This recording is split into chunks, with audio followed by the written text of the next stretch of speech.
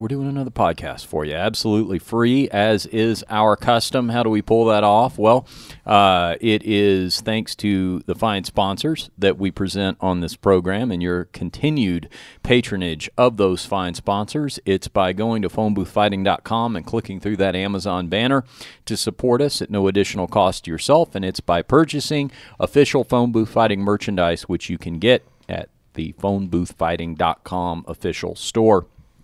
Also, by going to iTunes, searching Phone Booth Fighting, and giving us those 5 stars. I know a bunch of you have been doing that lately. We appreciate it. Keeps us at the top of the Internet podcast rankings, and that's an important spot for us to occupy. All right, Frank, we're going to jump around a lot on this show. We've got some fights to talk about. We've got some current events to talk about. We've got some crazy happenings to talk about. I went on a field trip. We'll share that. Roseanne Barr got fired. That just happened. Like, just as we sat down to tape this podcast, word came down that Roseanne Barr got the axe. You know what got her? Twitter. Yeah, Twitter seems to be a bad... Got to be careful on Twitter. Depends on who you are, but you got to be careful. And I guess even despite the fact that she had the top-rated sitcom of the year, she wasn't able to survive these comments that she made on Twitter today. Mikey, do you have those?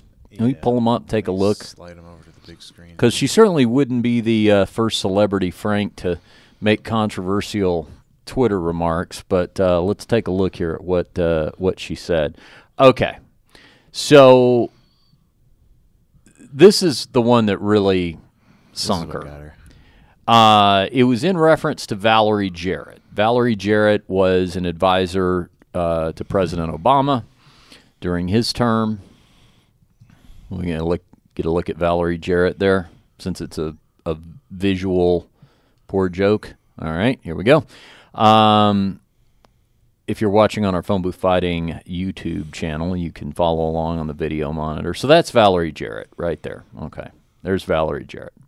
So Roseanne Barr tweeted earlier today, Muslim Brotherhood and Planet of the Apes had a baby equals VJ. And this was in response to something about Valerie Jarrett. So that's who she meant. First impressions. I don't even get it, really. It's just calling a black person a monkey. That's all it is. I mean, it's like, boy, to torpedo your the current state of your career over something as derivative as that. That wasn't even a funny way to go about it. No. I mean, I've heard some racist shit that can make you laugh. You know what I mean? Like, people are more clever about it than others. If you're going to say something fucked up, at least put some thought behind it. You know, at least be like, hey, man, you know what I mean? Like, you know, there's some comedians I like that have some dark humor that, you know, that you could say some pretty outlandish. I mean, Anthony Jeselnik, he says some pretty outlandish shit, but I still laugh. Yeah. You know, where that, like, that just fell flat on its face. I don't even think it's funny. No. And that one, and then why the Muslim Brotherhood and the Planet of the Apes had a baby? Like, I'm still not understanding. Like, how is that just referring to her being a monkey? Like, well, I guess that's the Planet of the Apes part of it, and then the okay, I get that part. Yeah. Is she also Muslim then? Or? Not that I'm aware of. Is that like a reference to the people think Obama's a Muslim? Could be stuff like she's pretty deep into that. Yeah, she pushes all the weird conspiracy theories. And to that point, this was another part of what happened today, because it was really in 2 parts. It was this, but then she also had you finding it there, Mikey? It's down at the bottom of the article. Okay. Where did I go past it? Where was it? Okay, stop right there. Stop. Okay. There you go. Then it's, hold on. I pulled it up. This one. Yeah, well, it was 2 things. Okay. First, 3 tweets total, I guess. There was that one about Valerie Jarrett and the monkeys. There was this one where she claimed for a brief period of time this morning that Chelsea Clinton is married to one of George Soros's nephews. Now, that's not true. I mean, it's just not true. Yeah, I mean, so there's marriage records. It's kind of easy to prove or disprove right? Okay, this is my point. Whether I agree with you, disagree with you, whatever, the idea that people just say shit and don't look it up, don't know where they're coming from, especially when you have that big of a platform. I would be, one thing about me is I'll say things that you'll disagree with, but I can always tell you where I got it from, what my source is, and why I think it, and then we can agree or disagree from there.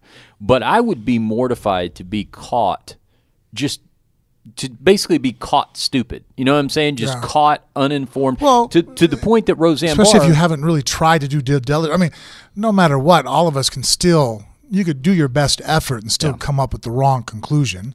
Right. But, I mean, I don't fault people if you're trying. You know what I mean? That's my point. Like, I'm like, look, man, I tried and I searched. I just still didn't come up with the right information, but it wasn't from a lack of effort. Yeah, it's the old, well, somebody told me. I heard that somewhere. Yeah, I don't know. I heard it somewhere. So that's what she had about. Sources say, yeah. So that's what she had about. By the way, so Chelsea Clinton responds to her this morning. She says, "Good morning, Roseanne. My given middle name is Victoria. In other words, not Soros. I imagine George Soros' nephews are lovely people. I'm just not married to one." And then she references something else that I don't know what that is. And then so Roseanne says, "Sorry to have tweeted incorrect info about you." She responds back to Chelsea Clinton, "Please forgive me. By the way, George Soros is a Nazi who turned in his fellow Jews to be murdered in German concentration camps and stole their wealth. Were you aware of that? But we all make mistakes, right, Chelsea?" That was at 6:30 this morning. Now, this is also not true. This is a conspiracy theory. Here's the story with George Soros. How old is George Soros? Oh, God, now he's got to be in his 80s. He might be pushing 90. But if he was doing shit in World War II, the fucker has to be like 110, right? No, he was 9 years old when World War II broke out. 87, there you go. He was 9 years old. So as World War II was going on, he's like 9, 10, 11 years old. He's a Hungarian Jew. Okay. Now, what this is in reference to... He's a diabolical little fucking kid. Right. What this is in reference to, and of course, George Soros is a big liberal political donor. That's why the conservatives don't like him, and that's fine. I don't like the Koch brothers. But where this comes from is problematic. Because a number of years ago, he did an interview with Steve Kroft from 60 Minutes. Steve Kroft is asking him about passages in his, I don't know if it's a biography or an autobiography, but it talked about when he was, I think, 9. So the Nazis stole a lot from the Jews. We know this. Bank accounts, gold, art, all this kind of stuff. Okay, the stuff piles up, and of course they're inventorying it because the Nazis kept real good records. So this adult who was like a godparent basically for Soros, somebody who was looking after him, I guess, at this point, who, Soros himself at this point is going to be in danger. I think at this point he was under an assumed name even as a little kid. Goes with this guy to some place where all this stuff has already been pilfered, like basically a house that's being used as a warehouse. That guy's job is to inventory it. But Soros is like 9 years old, 10 years old, whatever. So it's like taking your kid to work. I mean, it's kind of a poor way to put it. Or like taking Ronan here to the podcast. Yeah. And then when he becomes an adult, and someone sits there and tries to hold him accountable for whatever we said on the podcast. Terrible idea. Yeah, terrible idea. Boy, I hope nobody's going to They're hold like, hey, did they go through accounting? Did they claim the money that one? Hey, well, Ronan was there. Yeah, maybe we need to. Was he filtrating money through it? Were they using it as a money laundering? You're like, he's out playing in the yard. Exactly. So the issue there, and so Soros had talked about this in the interview. But in terms of, if you look at the whole thing in perspective, how old he was, this sort of thing, he's also very old, and I think is probably a little confused by the question of the interview. The interview didn't help him. I don't know that he looked totally lucid in that interview, and so what happened was that gave rise over the years to conspiracy theories that he was in the SS, which you had to be 17 years old to join, and by the way, they weren't accepting Hungarian Jews into the SS. There was even online a photo an SS Nazi that had been falsely identified as Soros. I mean, this has all been disproven over the last couple of years.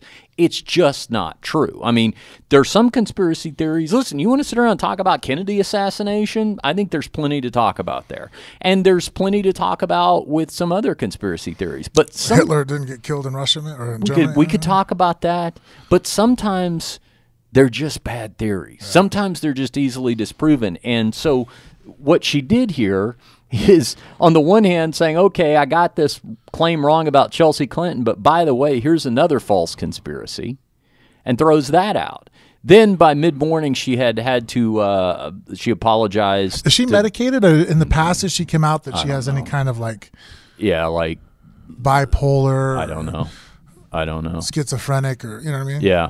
I don't know. I mean, she's obviously been controversial for a long time, but by basically lunchtime, ABC had canned this series, and that was not easy for them to do because, in the day and age of Netflix and Hulu and all that kind of stuff, network television sitcoms aren't garnering crazy huge ratings. And for her show to do what it did last season, I mean, ABC was centering their whole programming lineup around her second season next year.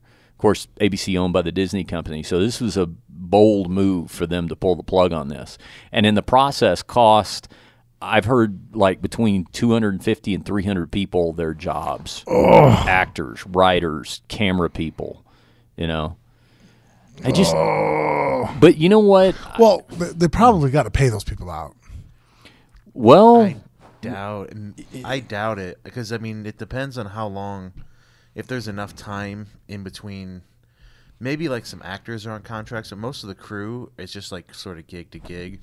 Yeah. Really, there's nothing with SAG that if. Well, yeah, maybe some of the actors are on a contract, but if you're a crew member, you basically called up, get dispatched to, okay, you're working on Roseanne. Maybe you're kind of it's agreed that you're going to work the whole season, but you could take the day off, and then another crew member just pops in and fills you. I mean, they have unions and everything, but I don't think there's anything. I doubt they'll get any real payout from that. They're probably just asked out. Yeah, probably just trying to get more work. Well, yeah, because I mean, I guess you got to figure. They have to have the ability. A production company has to have the ability. Even if it's not something like this, but just like a flame out, like Charlie Sheen on 2.5 Men or something like that. Well, I get that. So the camera guys, audio, boom, all those guys, production crew, could probably be reabsorbed in other places. But the writers and actors, they had a commitment. I mean, that's a little bit more of a. Yeah. I mean, not to take away from the camera guy, but he could probably work in the next 24 hours somewhere else. Right. He could be fit right back in. Whereas some of the actresses and actors on this show, they're not finding work the next day. Right. Yeah. So I'm pretty sure they have to pay I mean, at the very least, they're going to honor their contracts or something. Yeah. Hopefully they'll have other places they can. Yeah, that's what I would think. I'm pretty sure actors, maybe the writers. I'm not 100%, but yeah, the writers. They have written out contracts we hear, and it's probably something in there. But I can't. Yeah. Well, I saw this morning that even before this happened, before they axed the show, Wanda Sykes, the comedian, she's I think some sort of advisor on the show, maybe writes partially for them. She quit. So she had quit this morning before any of this happened. She's African American and lesbian, right? Yep. Emma Rose Kinney, who is also on the show, that I haven't seen the new show, so I don't know all the new roles they've added. But Emma Rose Kinney is Debbie on Shameless, which is one of my favorite shows on Showtime. She quit this morning before any of this happened. So there were already people going, "I'm out." And I think one of the writers bailed as well too before they axed the show. So no comment from President Trump yet. That's going to be interesting because he touted the big ratings of Roseanne, took a little credit for those when those came out a couple of months ago, because the Roseanne character is a Trump supporter on the show. So he was saying, look, this is my fan base. These are my people. This is why the show is popular. So it'd be interesting to see what he has to say about that. Why would she do that?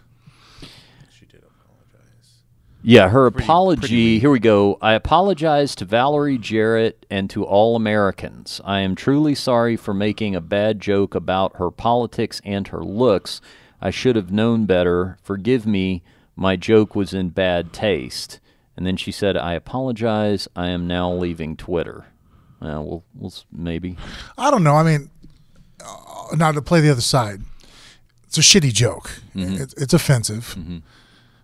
Cancel the whole show. I mean, can't they just fine her?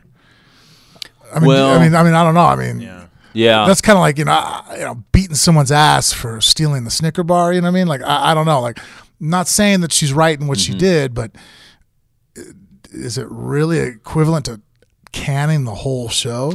Here's the thing. That was pretty extreme. Well, if you think about it, though, her name is on the show. Right. That makes a big difference. Okay. Like, it's not an ensemble cast. It's not like, okay, we're going to fire this person. I mean, it's going to be hard to have the Roseanne show without Roseanne.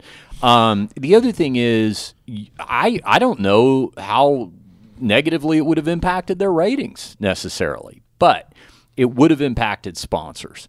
Because you've got a bunch of publicly held companies that cannot afford to be tied to any of this kind of thing. And so you would have sponsors jumping off. That would probably create a trickle-down effect for ABC, Disney, on other shows, other things on the network. I mean, to me... they can't show that they're being strong with her without canning her? I don't know. I don't think so. See, here was my response to this. I mean, you also could work in layers, you know what I mean? Like, we could have started out with, I don't know, let's fine her, and then see how the, audience or, the jury of, the public opinion comes forth. And then if that doesn't enough, we can always come back and then. I think the problem with that, though, is it's going to be viewed as though that's what you're doing. Like, okay, we really want to keep this. We want to keep making the money. Let me see. Almost like, remember what happened with Ray Rice in the NFL? Because remember at first he got suspended. What was it? 2 games or 3 games or something? So it was minimal. Yeah, but they thought it was going to go away until the video came out. That's right. So then it was like, oh well, we got this wrong. What were we thinking? We gotta tar and feather this guy.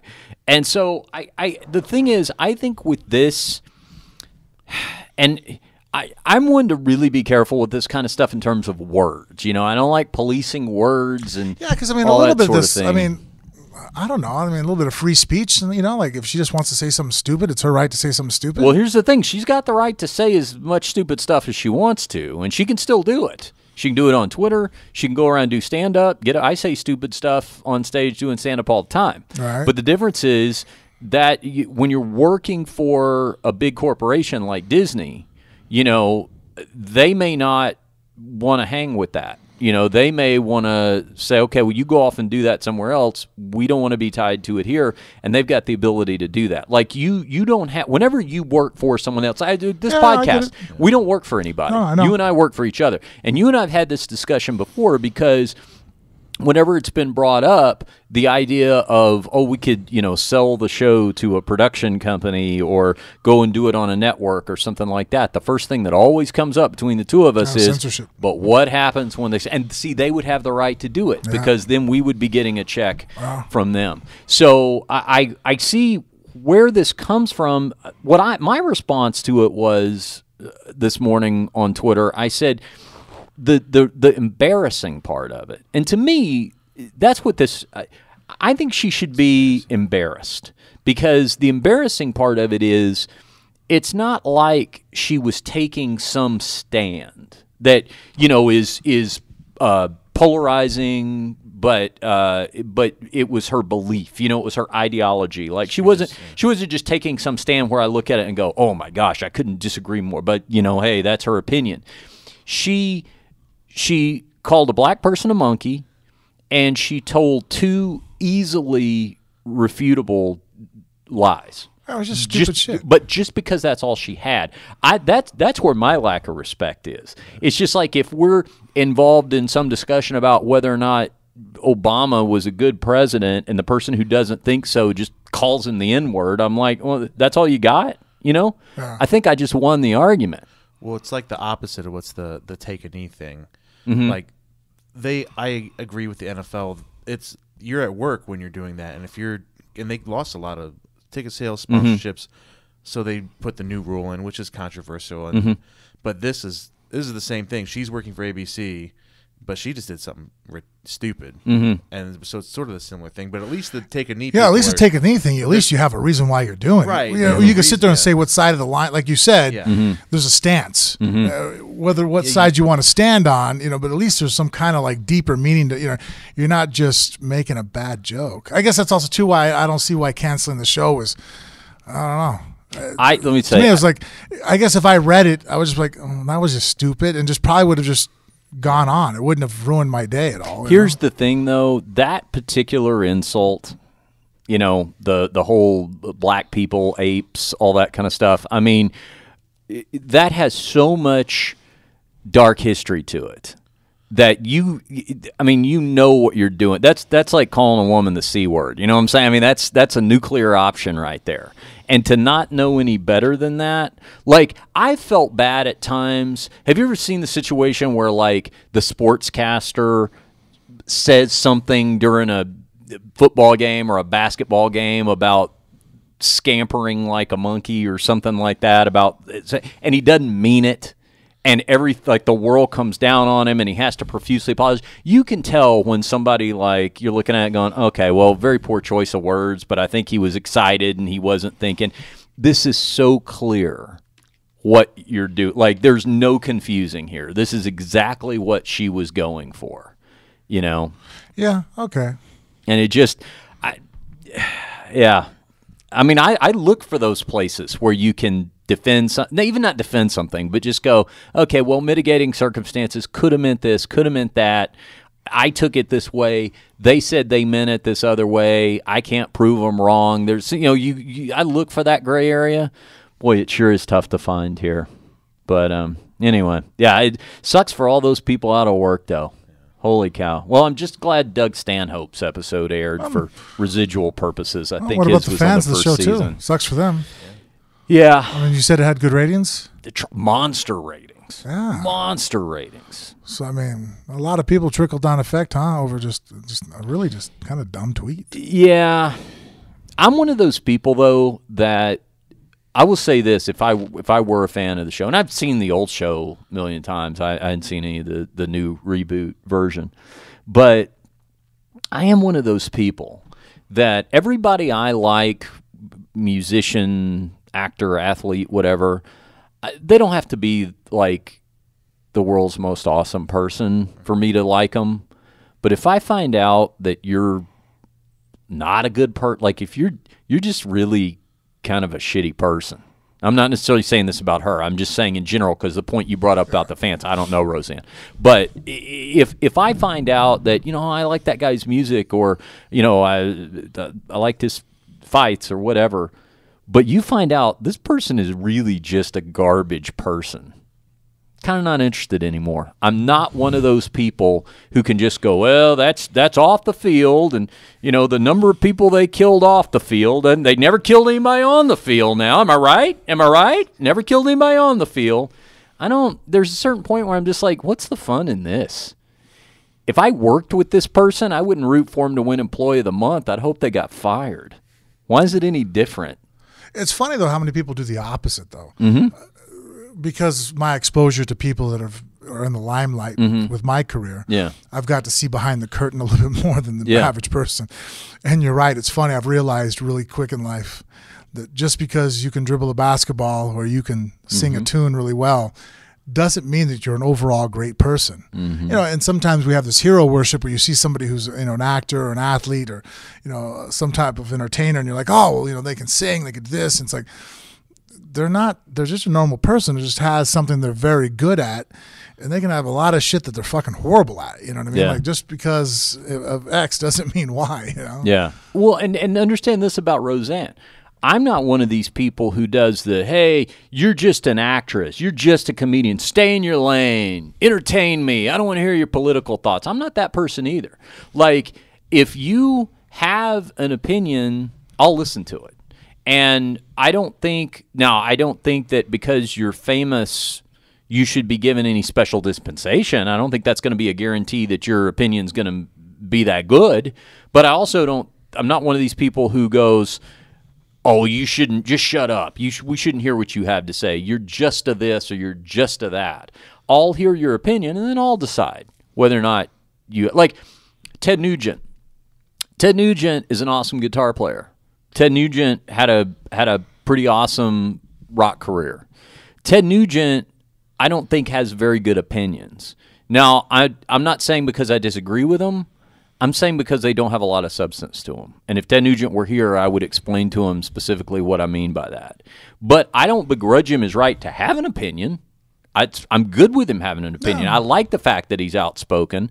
I just care whether or not there's substance to it. And the same goes for, listen, I cringe when I hear the liberal celebrity, make a statement that really has no foundation underneath it. It's just kind of a platitude. It's just kind of a, oh my God, OMG, I can't even right now. I can't believe this person, this politician. Well, okay, but what are you really saying there? Give me some substance. Tell me what you specifically disagree with, and I'll listen. And it's the same with Roseanne here.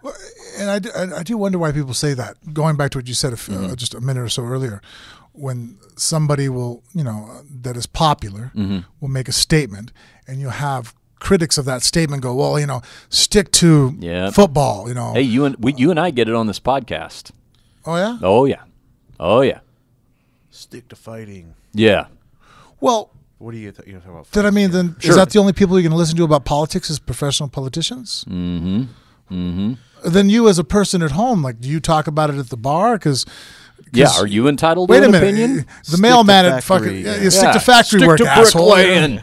Yeah, it's like, But when Kanye West came out and supported Trump, and I'm a conservative, and we do that a lot. Is like stick to acting, But when he came out, everyone liked it, retweeted it because they agreed with him. And and I think it happens on the other side, but I think conservatives that happens to us a lot because mostly actors disagree with us. But yeah, and the Kanye West example is a good one because I'll tell you this: if Kanye West had come out and said, "I support Donald Trump because he's subscribing to supply side economics, and as a wealthy person, that benefits me from a tax standpoint," I don't like that. I don't think that's good for the greater good, but he would be correct. He is correct about that. He will keep more of his income tax money if he supports someone who supports supply-side economics. That's not what Kanye West said. When they asked him why he's running around the red hat, he's like, I like him because he's got dragon energy. He does what people say he can't do it, and then he does it, and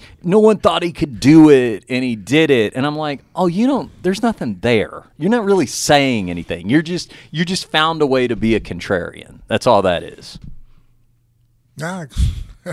I mean, but that's Mikey's point. That's a good one. It's like, don't just jump to, hey, stick to rapping. Let me hear your opinion, and then I'm gonna tell you what's wrong with your opinion. Yeah. People talk about these punishments for people.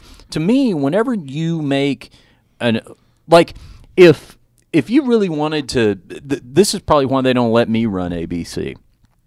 If a more creative way to potentially punish Roseanne in this situation would be to say, all right, Roseanne, we're going to put you on, instead of showing your series premiere, we're going to put you on for 30 minutes on ABC network television, and you get to explain to everybody for 30 minutes your political sensibility. Just go ahead. Here's the mic. Just explain to us the foundation of your conservative principles, and just give somebody all the rope they need to hang themselves, Because I think a lot of times you're going to find there's not a lot there. You know what? Out of everybody that got fired and everybody that's going to get hurt from this, she'll be able to bounce back. Oh, yeah. Now she's going to be a martyr. Yeah.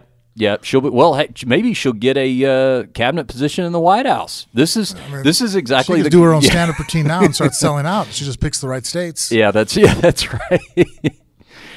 Well, another victim of liberal agenda. Yeah. Yeah. All right. Well, that was the news with Roseanne today. She eclipsed Michael Bisping's retirement. He can't be happy about that. Michael Bisping retired. Did you see that? He's called it a day. He announced it on his podcast, which is very smart, by the way. Frank and I subscribe to this idea of breaking big fighter news on your own podcast. He indicated, this is according to MMA Junkie, he indicated on his Believe You Me podcast that vision problems were behind his decision to hang up the gloves. You know, he's got the bad eye. Yeah. That came from the Belfort why he helps fight. Vitor. Yeah. And my understanding about that bad eye was that it could be addressed once he for sure retired, that they can do something to it to help, but after that he couldn't fight anymore. So I think he was waiting on that, but I think he might have also been having other vision problems. I don't know. See, that's interesting. You can't fight anymore.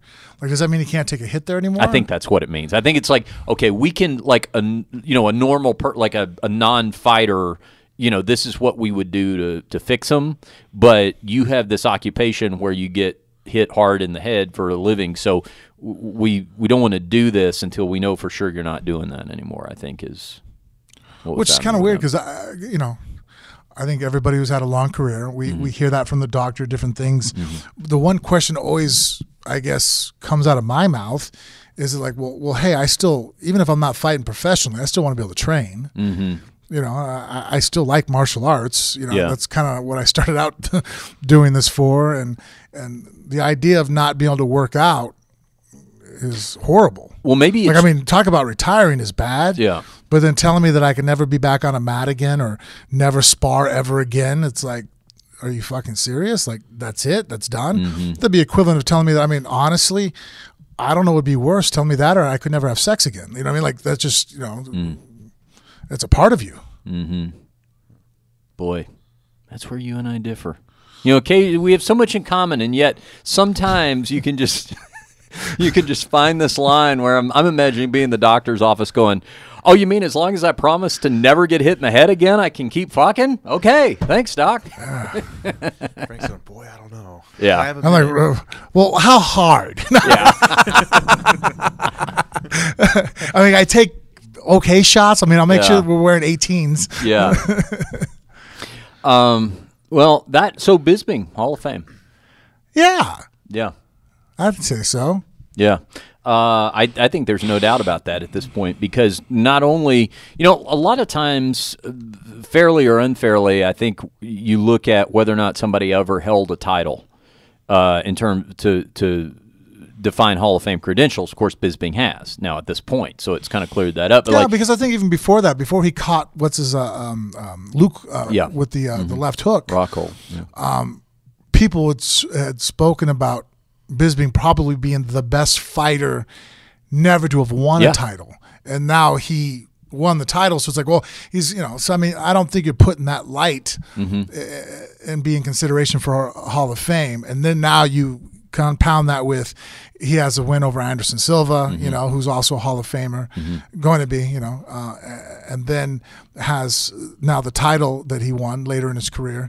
I think that it's a no-brainer. I think it's for sure a shot. And he's up there with a number of records. A lot of longevity records. There's like fights, wins, cage time, not in first place on all those, but, at or near the top in a lot of these just by virtue of his longevity. So, yeah, I think, it could just make that case about, best fighter never won a title.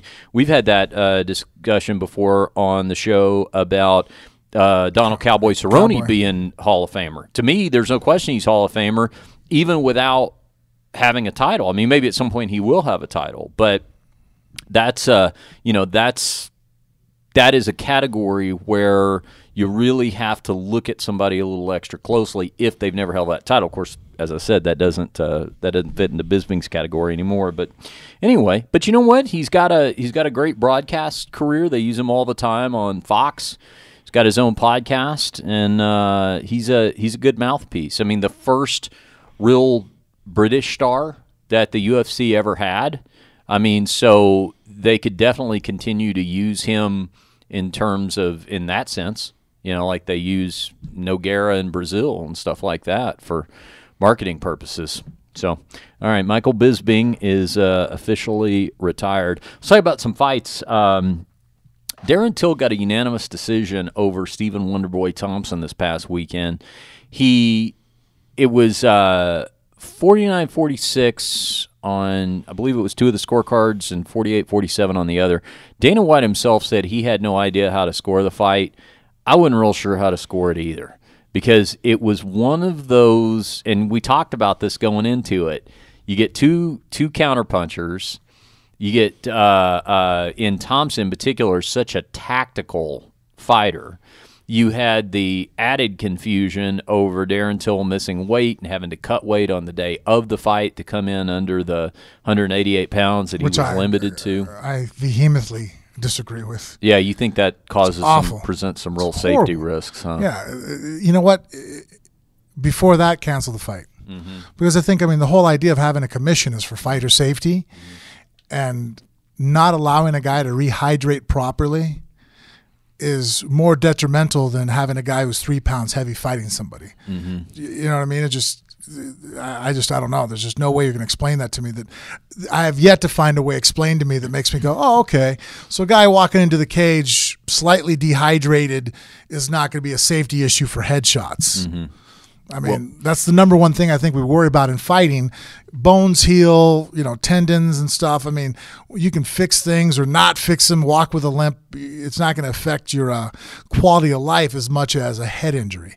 And I think that we understand now that one of the greatest, contributing factors to having head injury is dehydration. That's why, everybody who's ever had a hangover, I know you don't know this, but the first organ in the body that suffers from dehydration is the brain. And it's the last organ really to rehydrate. It's 85% water. So if you're slightly dehydrated, the brain suffers greater than any other part of your body. And then you're going to take a shot to it, So, that's why in boxing, which you know of, they got rid of the same day weigh-ins because there was a greater fatality incident occurring during the time. As soon as they started making it 24 hours before, the fatality started plummeting down. It's like, okay, well, people aren't dying now from head trauma because their brain now is fully hydrated and it's better able to susceptible to take a shot. This is what are you pulling up here, Mikey? UFC fighters to miss weight in 2018 are 7-1. It was something that got tweeted around when Till beat Wonder Boy. Oh, right. Okay. Yeah. It was one of those fights that it's basically stayed completely on the feet. It was, you've seen Wonder Boy have other fights like this, and difficult to score. A lot of people had it for Wonder Boy Thompson winning this fight. You think there's situations, Frank, where, do you think history treats these kind of fights fairly in the sense of, and I guess all that really matters is UFC matchmaking. They're going to watch that fight, and, it's not like Thompson was blown out of the water or anything like that. You can make a case for him winning. In terms of him falling too far in rankings, the types of matchups he's going to get and stuff like that? Or do you think there's also the case where history looks at it and you've got that loss in your column, and after a couple of years, how sometimes you've seen the fight, but a couple of years go by and then you kind of struggle to remember exactly what happened? Like, oh, was that a clear one-sided ass kicking, or was it real tough to score the fight? Maybe I don't remember it I think after a while, people pretty much just remember whether it's a win or a loss. Yeah. Yeah, and as far as how it occurred, memories dampened. Sometimes if it's a real highlight, finish, that'll come to mind. But I think some of the more boring fights, you might sit there and go, it was close, or just whatever it was. But especially the controversial ones, I don't think people really. I find that when you talk to people, they kind of forget if it's a close decision. They just kind of go, oh yeah, he won. Yeah, that kind of sucks. Well, definitely sucks for Stephen Thompson. But we talked about the fact that even if he won, kind of being against that glass ceiling at this point with Tyron Woodley holding the title. Maybe this is a chance for Stephen Thompson to go fight a couple other people, not worrying about a title shot at this point and seeing what happens with Tyron Woodley. Because once you've got 2 losses to somebody and they're still holding the title, maybe the most famous example of that was Miesha Tate and Ronda Rousey. Kind of hit that glass ceiling for a while. Just looking at John McCarthy's look on this. Oh, yeah. Yeah, Thompson, Big John McCarthy, I think, would have scored that in favor of Wonderboy Thompson, I think was his position on it. But, yeah, those are tough fights to score when you're watching something like that, when it's so tactical. Bellator, for their part, though, over at Bellator 200 had more definitive finishes, including this one. Now, I'm playing this on the laptop, Frank, right here, because I don't think we've got we probably would get flagged on YouTube for streaming it on camera. But this is the co-main event between Caveman Rickles and Michael Venom Page. Have you seen much of Michael Venom Page, kickboxer? This guy has been touted by Bellator for some time, and rightfully so, as a real phenom. But there has been the question of, what's going to happen as he starts to face higher and higher level competition. This fight ended in a way that I haven't seen a lot of fights end, which was Venom picking him apart. Venom at one point kind of clowning him, taunting him. And Rickles quit on his feet. Verbal submission. Just said, "That's good, I've had enough." How often have you seen that? Well, on the feet, I've never seen it so far that I can recall offhand. I couldn't recall a time either. I've seen guys quit on the stool. Seen that. But not during the fight. During the middle of a round. Yeah. And not for an injury. Just, you know what? I'm not winning this fight. Yeah, I don't think I've ever seen it. I'm really sitting there going, have I ever seen that happen? Well, we're going to see it happen here in a second. I think it was a second round. I think they go ahead and get all the way through the first round here. But you can take a look and see what you think. I mean, this was just a matter of Venom Page hitting and not getting hit. The speed disparity was pretty obviously on display from the very beginning. Hey, quick side note: could you fight in those gladiator things like Rickles is wearing?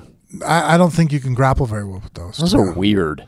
They always remind me of the car wash. Yeah, I'm talking because even sometimes when I've worn the split in my shorts, yeah. I've been rolling with people and their knee will stay on the material, and all of a sudden I'll go to move and it'll rip or catch. So that's why I've kind of, if you notice, never been as drastic with the slit. Yeah. Because, if you grapple and train on the ground, it just, kickboxing, I don't think it matters as much, or stand-up fighting. But on the ground, when you're grappling and wrestling, it gets in the way, and it can be actually get in the way against you. Yeah, and that's just if you've got the cut up both legs. But I've never trained with anything like that on. Yeah. So, if that's hard for me, I can't imagine that seems like that, times 10, Yeah, we're talking about the, if you've ever seen the fighters who have like I call it the gladiator look, but it's like 12 strips of material that are all separate and dangling. All right, here's Page kind of doing his mocking stances here. About a minute and a half left into the first round. I've mostly seen boxers wear those. Yeah. That's happened a lot, but yeah, MMA, I've seen it in K1 kickboxing matches. Yeah, where it's not going to the feet especially if you fight off your back. Yeah. I've had guys, like I said, put their knees or step. If I go and up to do shin to shin, or and someone's standing between my legs, I've had guys step on my shorts, and then if you go to sweep or move, all of a sudden now it's like you go to stand up and now you're pinned to the mat. Yeah. Also not good for sponsors. He's got something written on several of those strips of material, but I can't make them out. Yeah, especially for TV. I don't know if live it was any better, but yeah, I'm having a hell of a time making it out. Yeah. All right. So I think there's about 45 seconds left in this round. Let's see if we can just get to the part here where he submits. I want to see what you think here. Let's see here. Okay. Right. Let's see here. Is this it? Okay. Second round starting. Yep. This is it right here. Okay. So the second round had barely gotten underway, right? It's, let's see where we're at. Yeah, it's about 20 seconds into the second round. All right, watch this.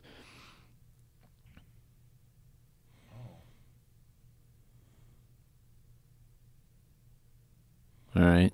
All right. Page hits him with a big overhand right, opens him up. Look at that. That was the signal. He was like, I'm done. You ever seen anything like that? No. What did he have to say about it afterwards? See if you can find any comment from Rickles. See if you can find that, Mikey. Because he's got a cut. I mean, I'm sure that had to have a stitch or two in it, but it's not like he turtled up. It's not like he covered up his eye. It wasn't even like it really rocked him. I mean, it was a good shot. Obviously, it cut open his eyebrow. But, I mean, it's on the side. I mean, I've been cut there I don't even know how many times. It's not in your eyes. Yeah. It's a weird finish, huh? That is a really weird finish. By the way, do you know what this toy glove is that Venom Page? This looks like something you would know what that is. That's what is it? Thanos' gauntlet, the Infinity Gauntlet. Okay, I don't know what any of that is. What is this? From Marvel. Oh, okay. Thanos? Thanos. I thought he was the guy who turned in a bunch of Jews. No. Oh, okay. This guy killed half the population of the world. Oh, spoiler alert! Now. Oh, Thanos did? Yeah. Okay, now who is so Thanos. Thanos. Okay, is Thanos a villain? Yeah. Okay, Thanos is a villain. Well, in the comic books, he's pretty cool. He actually is this guy from Titan, one of the moons around. I think is it Saturn or Jupiter. Anyways. He's like this. There's this race of super beings, basically, and he's born kind of ugly, but he's extremely intelligent, and he has this obsession with death. He's really like into that type of stuff. But he's fast and strong and extremely intelligent. And throughout his life, he falls in love with Lady Death. So basically, he becomes like dated her. Yeah. So in the comic books, the whole Gauntlet Wars was because he wanted to impress her by killing half the universe. So he gets a hold of this Infinity Gauntlet. Was he going to draw the line at half? Yeah, he did. So when he set out his plan, he's like, all right, I'm going to impress her. I'm going to wipe half of them. 50% is my goal. Okay. Well, I guess you have to still have some people dying, so you can't wipe everybody out in one go. Well, he was probably claiming credit for those, figuring who's really going to differentiate. Nobody's keeping a close eye on the stats. That way he can come back and, replenish and do it again, I guess. Yeah, okay. But it was going to be a great tribute to Lady Death, so there's these Infinity Stones, creation of time and stuff, and each represents a different thing, a soul gem. There's a power one, fucking knowledge. Anyways, time, and he gets a hold of him to try to put him together so that he can kill half the world. And they all are on this one glove? Yeah, he goes through and collects them, yeah. Okay, so he's got these stones, and they're all on his glove, and somehow Michael Venom Page has gotten a hold of it.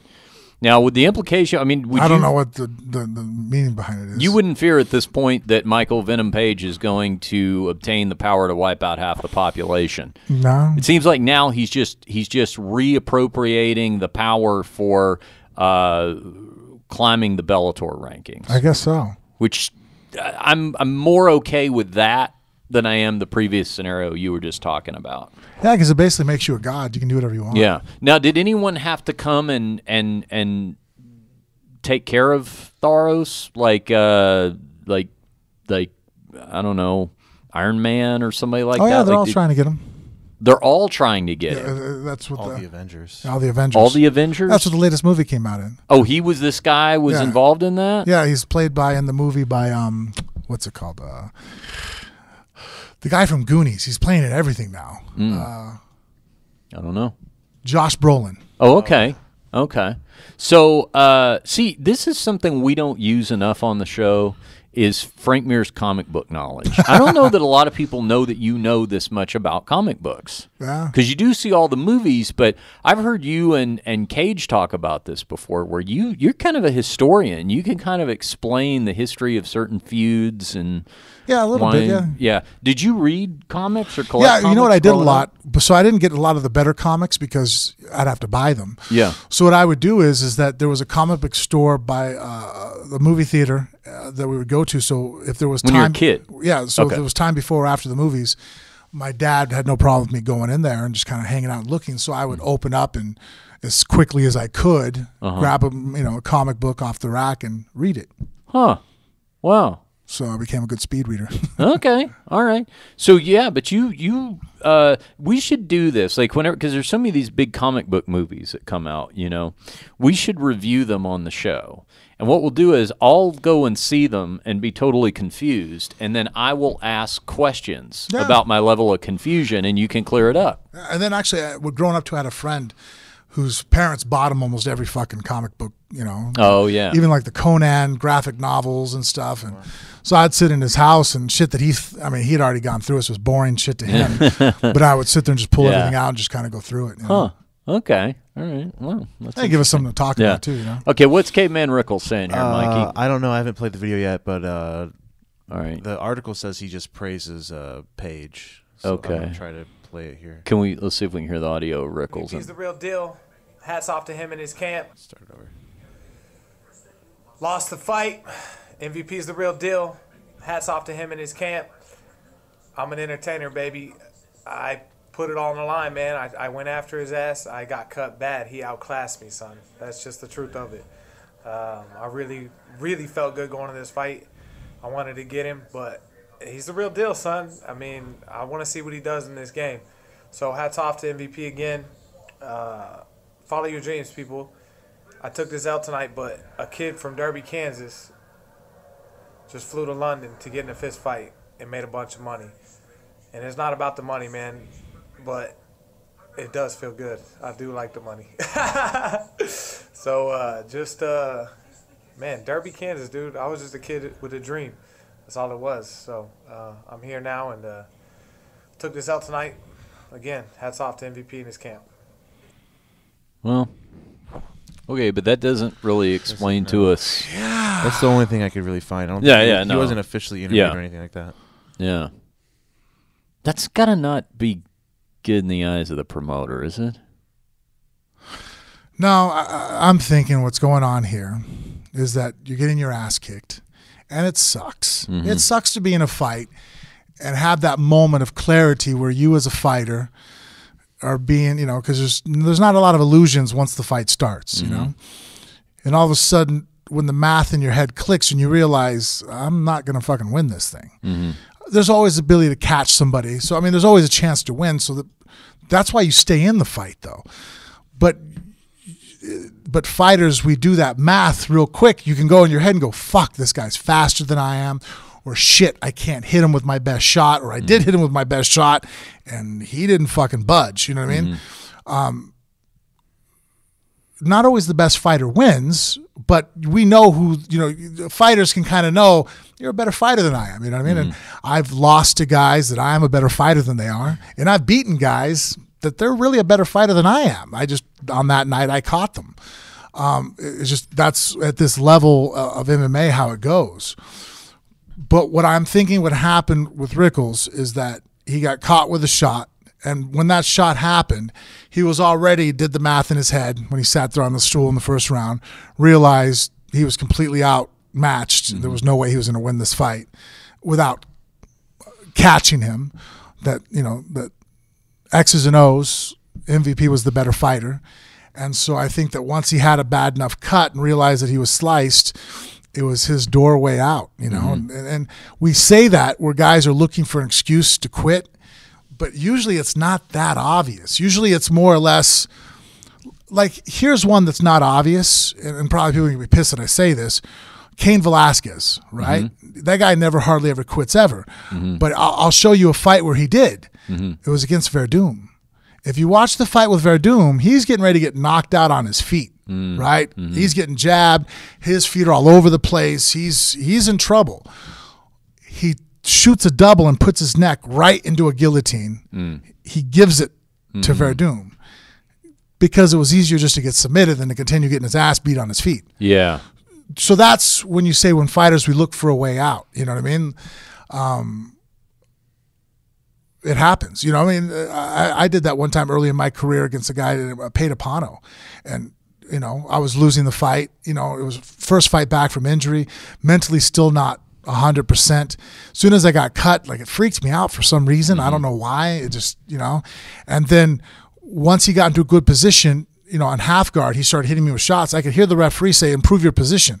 I just kept my guard up, knowing that, the fight will be finished. You know what I mean? So fighters, usually that's more or less the way they'll do it, like not by tapping, not by getting the referee to involve. But, we kind of all know as fighters, you see that guy that kind of doesn't fight back or doesn't improve his position. You're like, oh, okay, he's done. He's not going to quit verbally. So the crowd sits and goes, oh, you quit.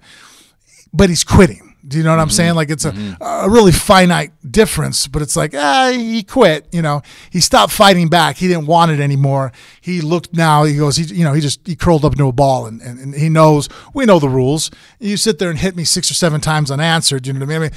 You can see there's guys like in my last fight with Fedor. I don't even remember the last 6 or 7 shots. That's not me throwing in the towel. Right.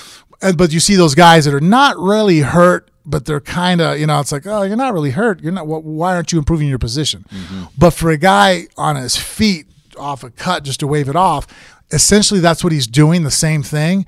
But he didn't even try to hide it. It was just, there's no way around it.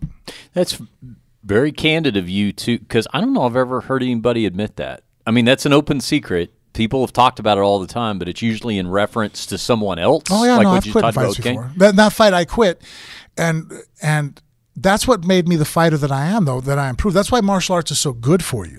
If you watch the second fight I had with Nogueira? Brock Lesnar, Brock caught my arm from half guard and caught my arm behind my neck, right? He was underneath my head and he caught my tricep in the first round. At one point, all I could do was put my hand in front of my face and he's blasting me. Hard shots. When the bell ends, I get up, my face, I'm draining blood. I smiled because I conquered that demon. Because that demon that haunted me before against Pedapano, where when things went bad in a fight, where I was like, fuck, where's the door? Because of always being a big, strong, fast athlete, I was always very intelligent. I picked things up so quickly. Everything athletically came easy to me as a young man. That's not a good recipe for mental toughness. Right. So it wasn't until after the accident that I got a lot of my athleticism put on hold for a while. Then all of a sudden the Pedapano fight brought out my insecurities. And then I saw, oh shit, I'm really a coward when shit gets hard. Wow. And then I didn't like how it looked. I didn't like how it made me feel. It kept me up for weeks. There's still times now I have a hard time. Like I'll sit there in my head and I'll go, fuck, I did that. The only thing that gives me any kind of solace is that now I know that I've met the same situations and fought through them. And that's the thing when people talk about, being mentally tough, it's like, you could be born into a situation that creates mental toughness. But mental toughness is definitely not a nature thing. I think it's a nurtured thing. Around you, whatever, environment you're in, does it invoke you to have to persevere and rise? And that's one good thing about martial arts, and so all sports in general, but martial arts most specifically, that one-on-one battling, that no matter how much of a pussy you started out, if you stick through it, I don't care how many times you get knocked down. If you're willing to get back up, it's going to make you a better person. It's going to make you tougher.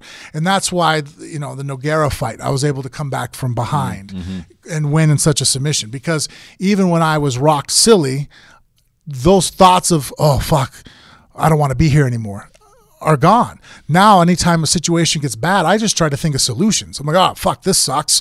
Which way do I go? How do I fix this? How do I go?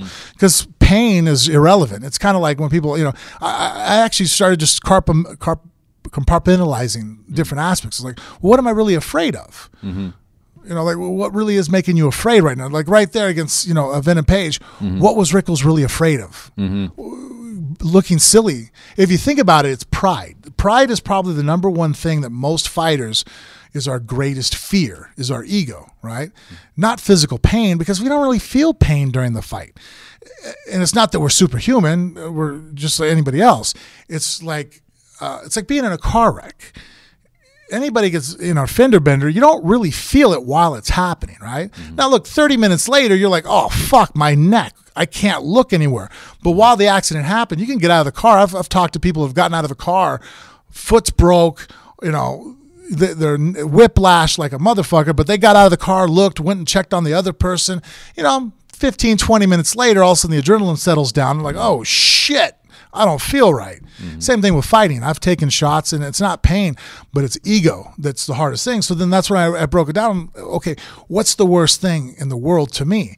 Is it getting my ass kicked? Is that really what scares me the most, or does quitting make me feel the worst? Yeah. And I realized for me, I'm like, well, look, everybody gets their ass kicked eventually. If you face tough enough competition, it's going to happen. But quitting is a choice. I can choose not to quit and just die, which I always thought was preferable, like now I do, because I've seen both sides of it. I've seen me get my ass kicked and I've seen me quit, and I've looked at it and going, oh yeah, quitting is way uglier. You go out there and compete, it happens as far as ass whoopings. But quitting and doing that, like hopefully, Rickles could be a better person now, because if he looks at it, he'll be disgusted with it. As he gets older, he'll look and go, what the fuck? Why?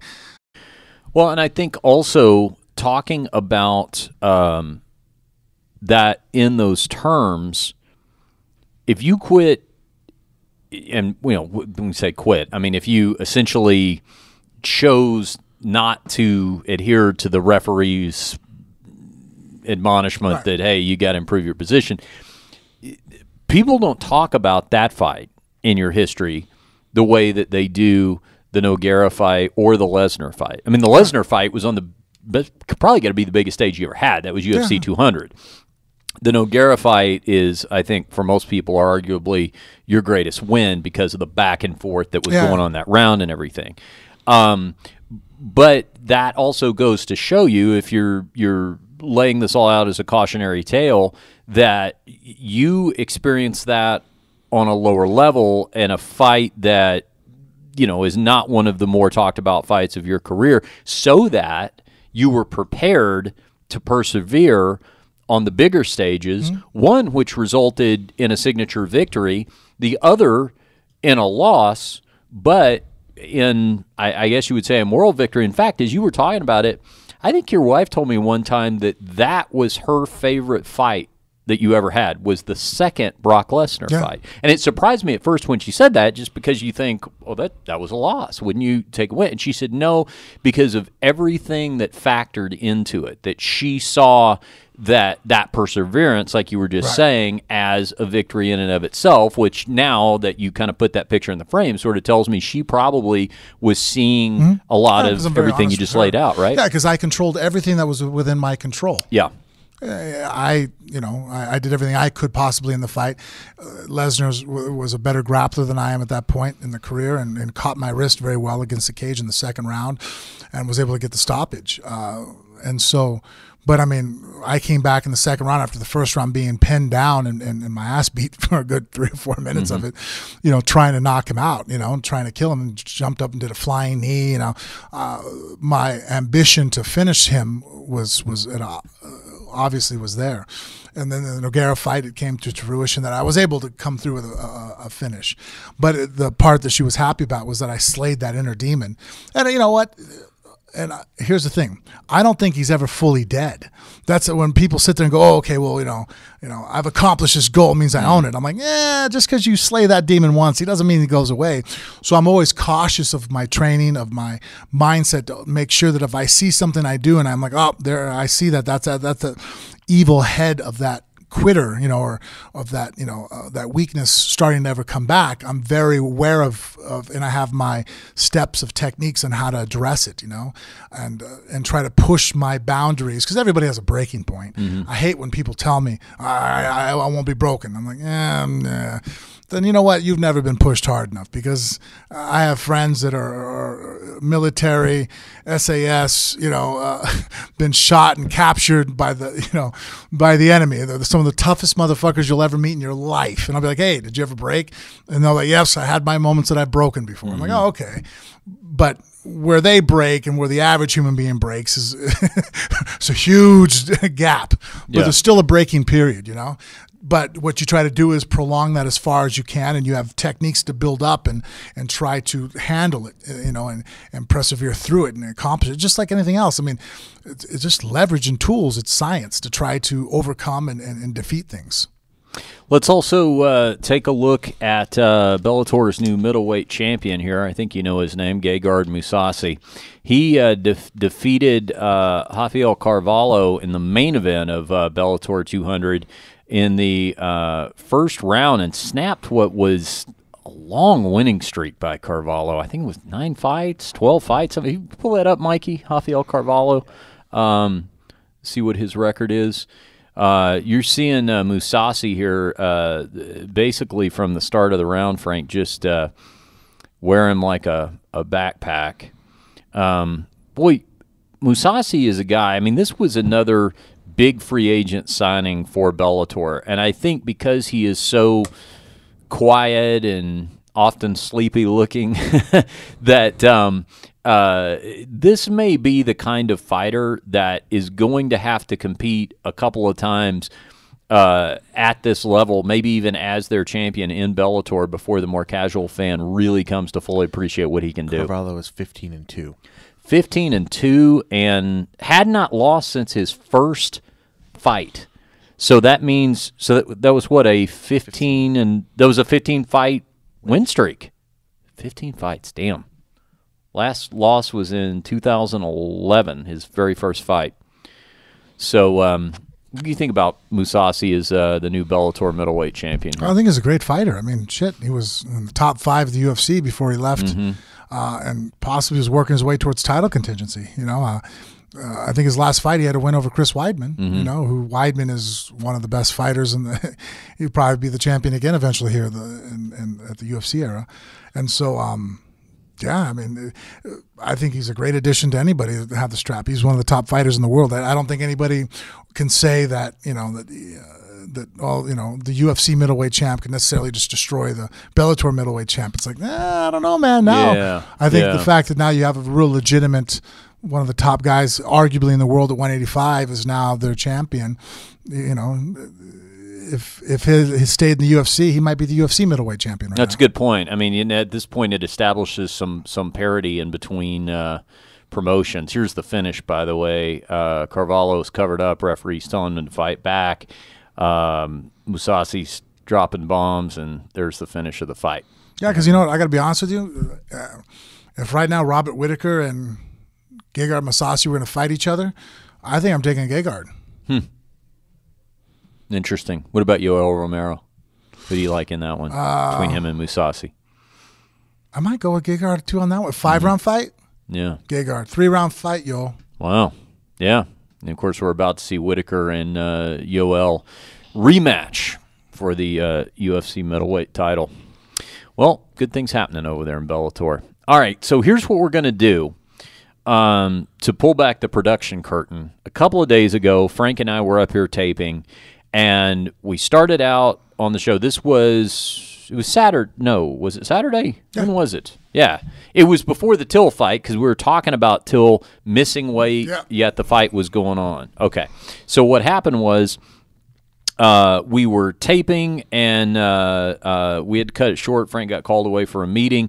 So what you're going to hear is us talk about Frank's birthday, his big birthday, and then I am going to bring a dark cloud over the entire room by telling a harrowing and depressing tale of my youth.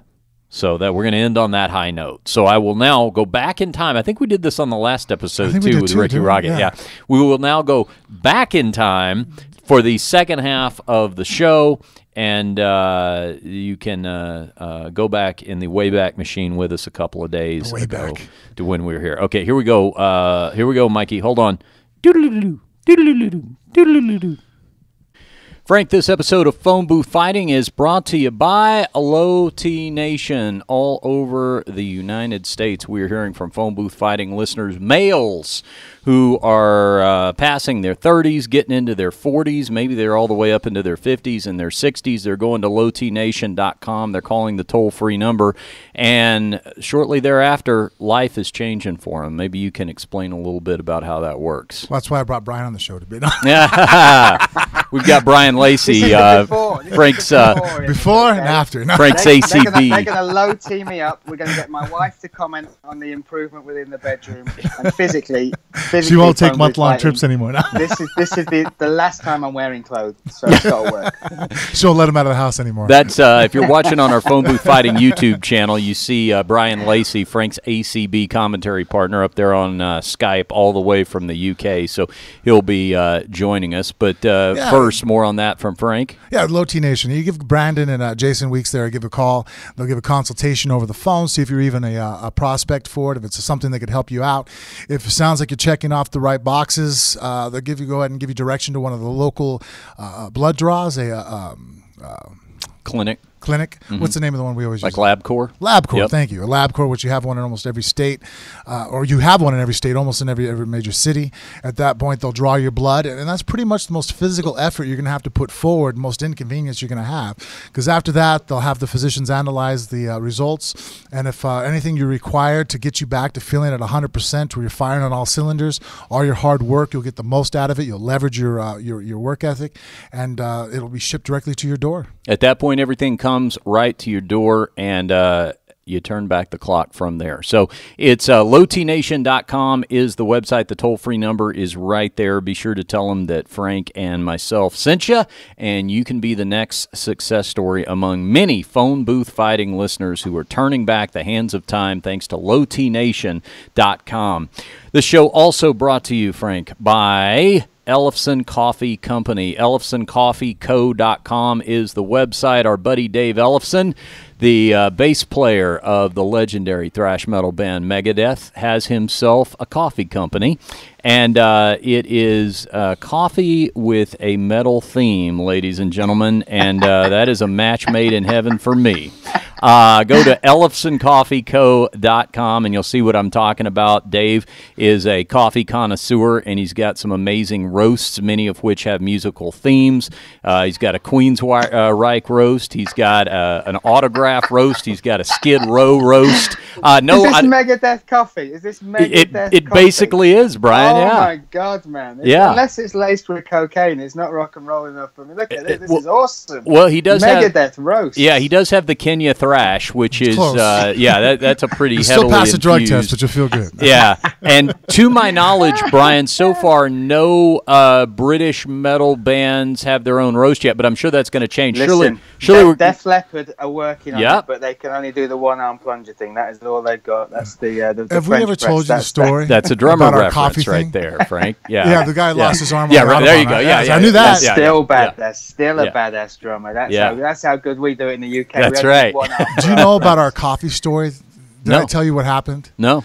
One of those moments where you're just like, This is when you know we're supposed to be together, because we consider ourselves intelligent human beings. Okay. So But there was a point where we realised we're both as stupid as each other, and this is it. This is the one. no, bit which I sums it felt up very beautifully. savant-like at this moment. Where Yeah, you know, what at happened? some moments you have like there's some times where Brian and I are like, damn, dude, that was fucking clever, bro. You know, Yeah. like, and there's some times, and this is Not one of those often, times but- where I'm like, shit, we're stupid. What happened?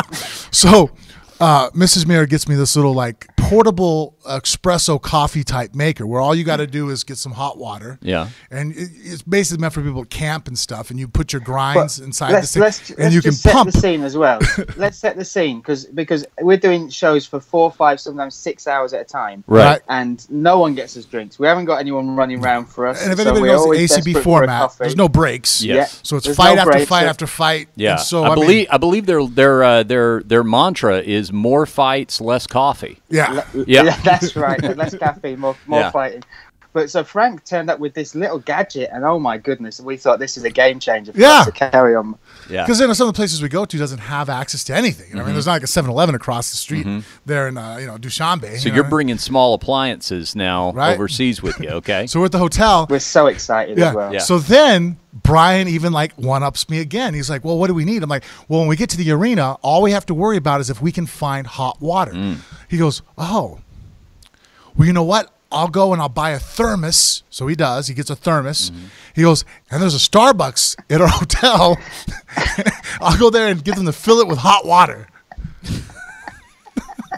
And then we're sat pressing coffee with coffee dripping down our new suits. So here's the thing. This thing takes a lot of fucking effort to get a shot of coffee out of it. Yeah. So it's like this little pump. I'll bring it in one time so you can see me. So I'm pumping away at this thing. You know what I mean? Like breaking a sweat to get a half a cup, a shot of espresso, right? It's like effort. You know what I mean? There's grinds all over the fucking place, and I'm like trying to wipe it up, and like I've made a complete mess. And I'm sitting there with this thermostat, and Brian's over my shoulder looking. He's all, probably should have filled that up with coffee, huh? But the way it actually fell, because this was the moment where we both looked at each other. So we were pressing away, and it was ridiculous because we're commentating while he's making coffee at the same time. And then he goes, "Hot water's really hot, bro. Where'd you get it from?" And I said, "Starbucks." And he just looked at me and was like, Oh, I know that look. dude. That's when we knew it was a marriage made in heaven, mate. That's two fools will never differ. Let's put it that way. Maybe what we need to do is send some Ellefson coffee on the road with you. Would help. So we take care of all that, and you can just bypass Starbucks altogether. EllefsonCoffeeCo.com is the website once again, and if you use the promo code PhoneBooth at checkout, that's promo code PhoneBooth at checkout, it's going to save you 10% off your entire order. So quality coffee there with a rock and roll vibe at EllefsonCoffeeCo.com. Remember to enter the promo code PhoneBooth at checkout. All right, Listen, I know I've walked all over your adverts, and I'm also walking all over your link now. But I've got to say this, gents. You've got testosterone as one of your sponsors. Check. And coffee. This is middle-aged podcasting. If your next one is hummus or some sort of ankle bracelet or whatever we need a Viagra Cialis sponsor. We're good. Tick all the boxes. This is middle-aged men podcasting, and I'm proud to be part of it, gents. That's proud right. To be part of it. This segment, pretty soon we'll be even again. Yeah, not far, mate. 4 days. 4 days. 4 days. Even? What are you talking about? Well, his birthday's on the 31st. Oh. 79. Oh, right. You're basically the same age. I got you. Okay. I'm 7 days older. Oh, happy birthday early there. Thank you, Brian. my friend. There we go. I always respect my older, wiser partner, Mr. Frank Meir. So, I'll follow his lead. Yeah.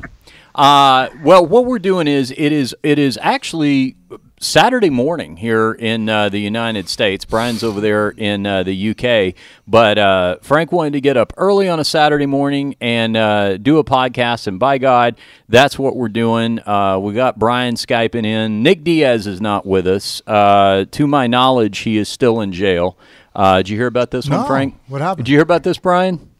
No. Nick got himself in some trouble. He's sitting in the Vegas jail right now. Apparently, Thursday. Violent. I did hear about this. Yeah. Domestic abuse. Broke some lady's hip or something. That's the charge. Broke a hip.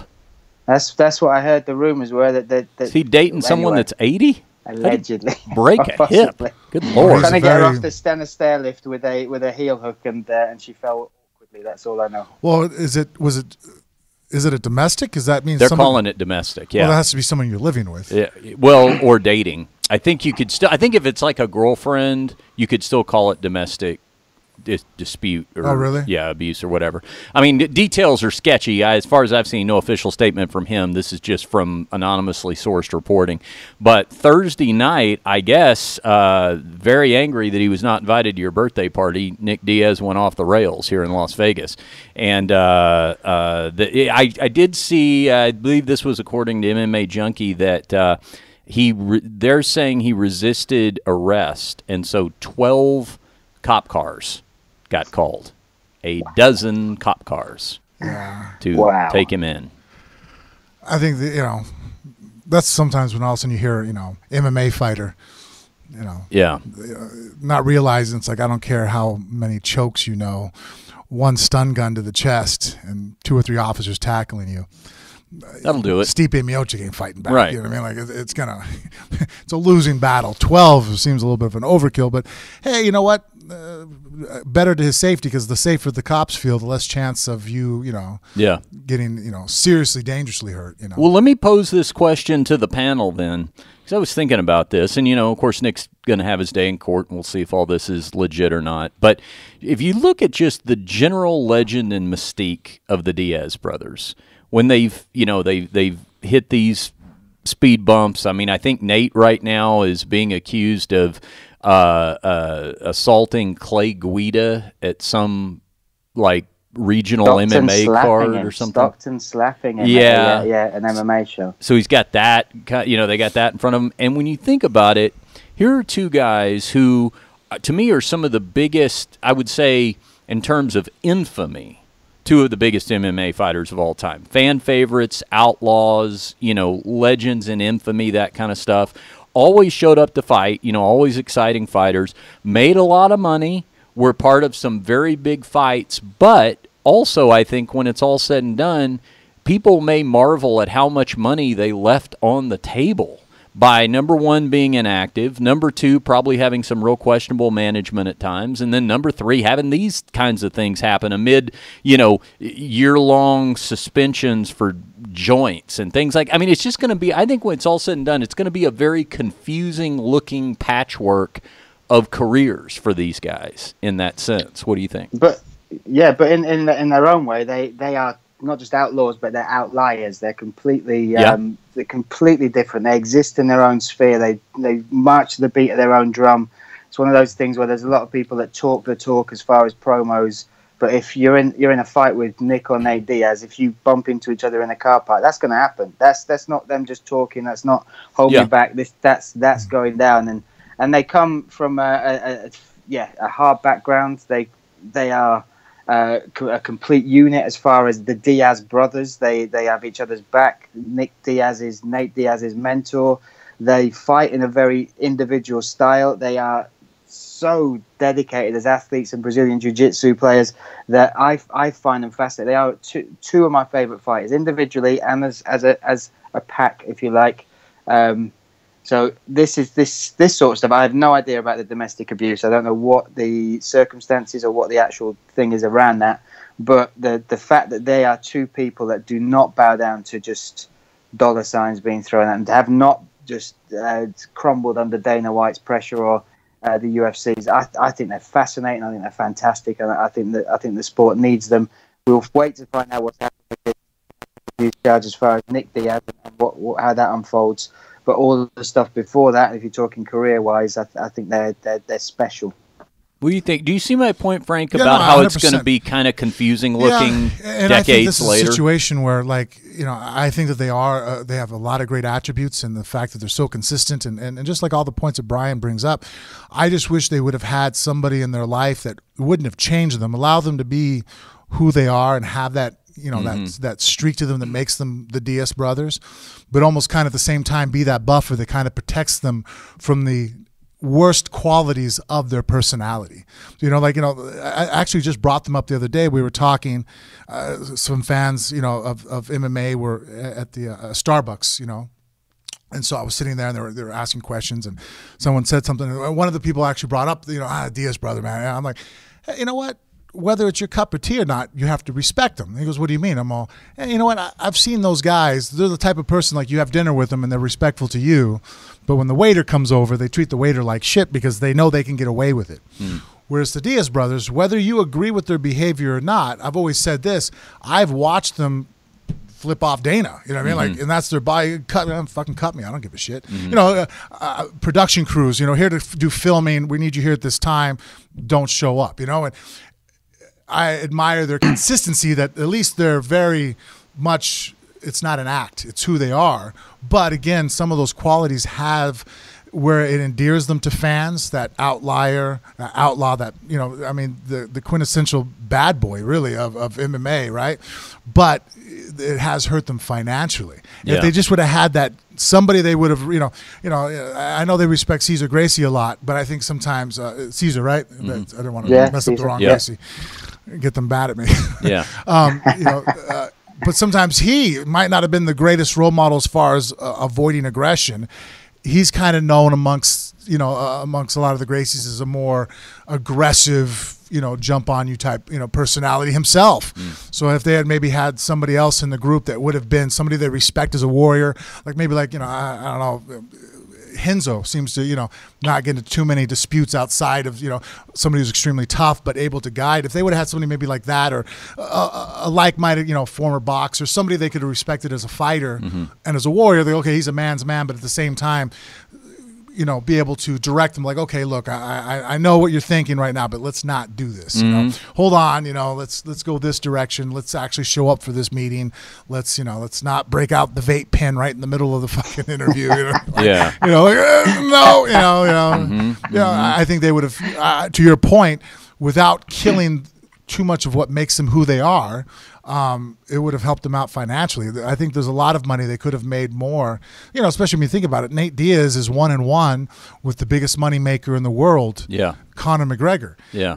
What are the chances of him getting that third fight right now? Well, it's not looking great, and due to just things that he doesn't handle properly outside the cage more than what happens in. And I think, guys, what makes that even more confusing is, as I stand back and look at it, contrary to somebody like Conor McGregor, Conor McGregor spends a lot of money. He looks like he spends a lot of money. He dresses like he spends a lot of money. I mean, if he goes broke, it's going to be obvious why, right? Yeah. You literally watched him do it.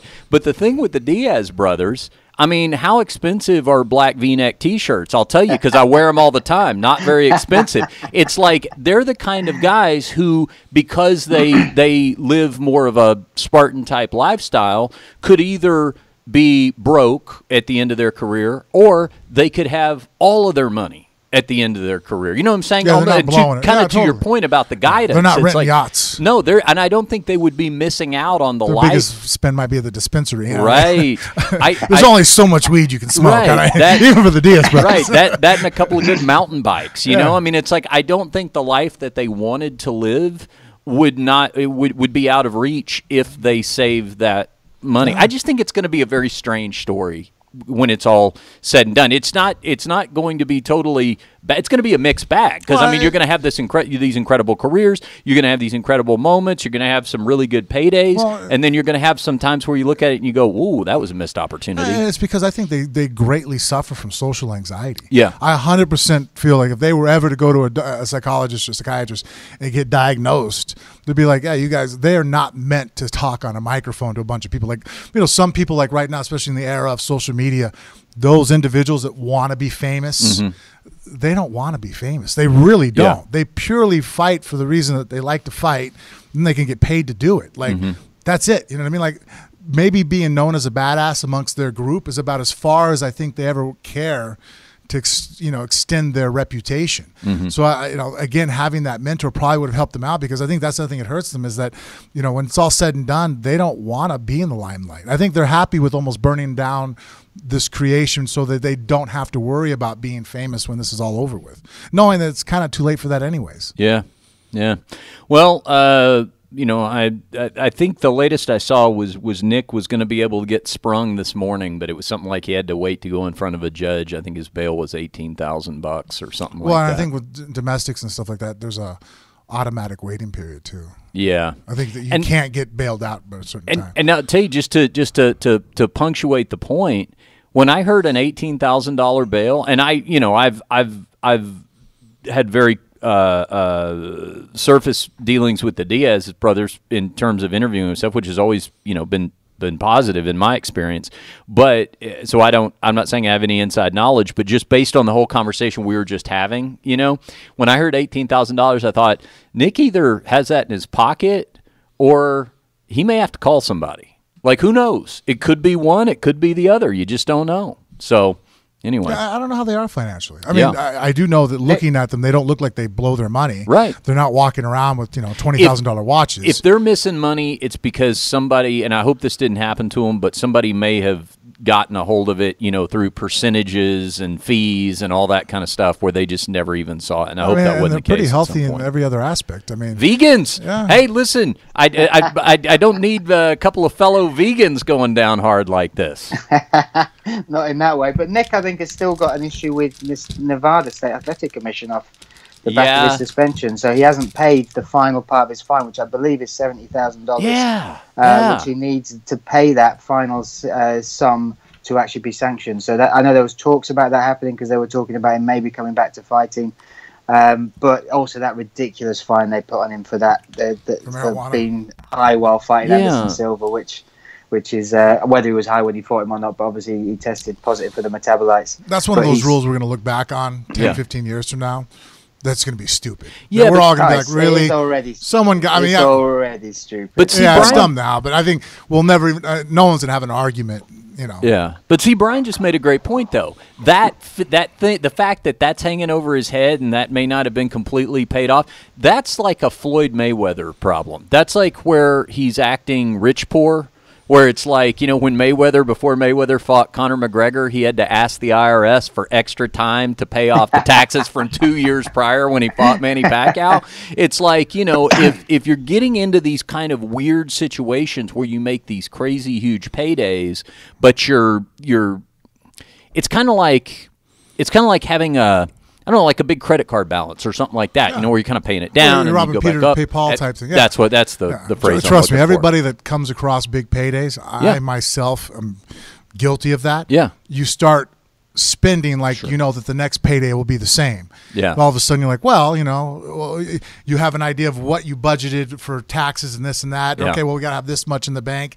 Then, you know, something happens. You're like, oh, we can just pull from that. I mean, because I'm fighting in 4 or 5 months or this and that. And shit happens. And all of a sudden, next thing you know, you're like, oh, fuck. Yeah. I'm in the hole. I know it's easier said than done, but I swear if I had that opportunity, I would live no more of an extravagant lifestyle than I do right now. It's just the difference, Bryan, is that I would use my discretionary income to torment my friends. So, like, I'd make a big payday, and then I'd think, okay, how can I fuck with Frank with this extra money that I've got? The best one I came up with, tell me if you think it's a funny idea, Bryan. A couple of, maybe a year ago now, we were getting ready to tape the show, and Frank answered a call or something, and on his phone, and he you know, oh, thanks for returning my call. Yes, Frank Mir, you know, I was wondering if you can come out and look at our cable or whatever wasn't working, you know, some sort of household duty kind of thing. And when he got off the phone, I said, okay, Frank, hypothetical time. How much money would it take if I paid you, you know, $1 million for the next year? But the catch is, every time you answer the phone, you have to say, "Oh, hi, it's Frank Mir, 2-time UFC heavyweight champion." You have to say that every single time you answer the phone. And at first, for $1 million, and at first Frank was like, "Oh fuck no, I'd sound like a dick, man. Everybody hate me." And then 2 seconds later, he goes, "Oh shit, my wife would make me. God damn it." That's true. Listen, if you want to get on Frank Mir's nerves and you've got a bit of extra money to do, all you need to do is sit next to him for a day, watch how much Clash of Clans he plays, watch the pride he puts. I've watched him compare his turrets and whatever else is in there next to anyone.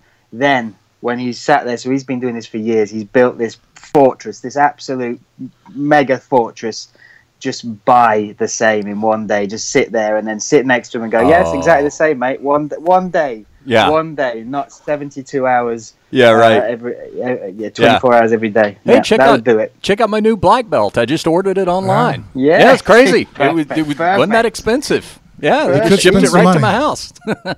All right, so let's have, first of all, there's been a lion's share of focus in the world of professional mixed martial arts over there on Bryan's side of the Atlantic in the last 48 hours or so. We had Bellator 200 last night. We got UFC Liverpool later on tonight or tomorrow, however that time difference works out. But first, we're going to talk about ACB coming to Brisbane, Australia, because if you haven't gotten on the ACB train yet, you're late and you need to hurry up and get your ass down to the train station, because just about every other week, it seems like, Frank and Bryan travel the world with ACB MMA, calling the action. You can get it free online, and you really watch some of the greatest fighters available in mixed martial arts, guys who aren't fighting over in UFC or Bellator, but they're holding their own in terms of guys, big names that they're drawing to ACB, and also guys that are destined to do big things either with the organization or even if they move from the organization at some point, like Zabit over in UFC right now that's turning so many heads. This guy is the former former ACB featherweight champion, so you guys knew about him long before the rest of the MMA world was trying to avoid fighting him. So let's just start there as far as what's going on over in Brisbane, because I know, because I look at the stats, I look at the downloads, that Australia is one of our biggest international markets here on Phone Booth Fighting. So when's the date and the location and who's fighting, and what can you guys tell me? Well, June 16th, too, Brian. You want to take off on all that yeah, stuff? Correct. Yeah, of course. Yeah. June 16th, we're coming to Brisbane. We're super excited to be going there. We did the Gold Coast just before Christmas, which was a great show, really good fights. And what we saw when we went down there is Australia's a fight country. They love it. They've got a huge Brazilian Jiu-Jitsu culture down there. Because of the timing of the fights as well. So fights will be, excuse me, bad camera work, guys.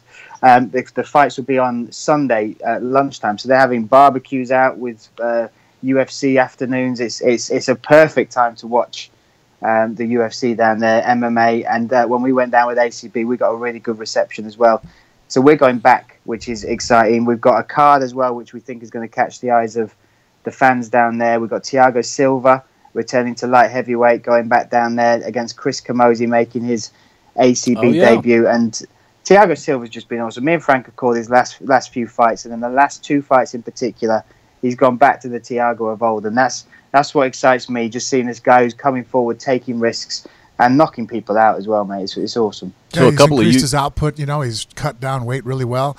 His new nutritionist, Darren, has really helped him. I mean, he's made middleweight phenomenally. He looks like he should have always been there. And his workout, but he kind of lost that later on towards his run, even at the light heavyweight champion. His work output kind of really seemed to come down. When he would throw, he would land hard and he would kill people's legs. He just wouldn't throw a lot. Now that he's made this adjustment in his training camp, went back to his roots, his leg output, kicks has increased again, and that's really what made him dangerous to begin with. Is that he'll eat your legs alive with the Thai style that he likes to employ, and it's back. So a couple of UFC veterans there at the top of the card with Camozzi and Silva. Yeah, Brian. Yeah, I was just going to say, and Chris Camozzi as well, this is his debut, and he actually asked for this fight. He heard Thiago Silva. He used to be middleweight as well. He had Thiago Silva was now moving back up to light heavyweight. He's fought in Australia, I think, 3 times before. So he's got a little bit of an affiliation with it. He's felt what it's like to fight in Australia, and he asked for the fight. So he said, I want to take on Thiago Silva. And anyone who knows Chris Camozzi, he's good training partners with Jean Vellante, as well as Stipe Miocic as well. He's been part of his team at Tough, but he's a fighter's fighter. He is going to absolutely bring it. He's well-rounded, he's tough, and when they said they'd signed him, I was really excited, because I know he's somebody, especially when you're looking at the bar and you are comparing to other promotions and that sort of stuff. The fact he's coming to us, he's asking to come to ACB, and also we get to test our light heavyweights now against Chris Camozzi. That's so exciting. I'll throw in my 2 cents on Chris Camozzi here too. Perhaps a corner of the analysis that you boys might not be addressing, and that's the grenade that's tattooed right at the center of his chest. Now, what makes this interesting is Chris Camozzi has a large chest piece that is centered around this grenade on his chest, but not really any other tattoos going on anywhere else. And to me, that is always the sign of somebody who's dangerous. Somebody who just goes right to, like who starts with the neck tattoo? You know what I'm saying? Like, that's all you got. No little arm bracelet thing, no little Celtic thing, but straight to a grenade on your chest. Dude, I agree 100%. You know what I'm saying? Usually you're working up, like if he were a chick, you would be scared shitless to date her, because that would be like, something's wrong here, something's going on. And the fact he's also a very pale guy, which makes it pop even more, and then he distracts you with his piercing blue eyes. So I think there's a lot going on there that Silva may be like, whoa, what am I looking at here? I have a hard time calling the fight now when they first stare off. I'm thinking of these.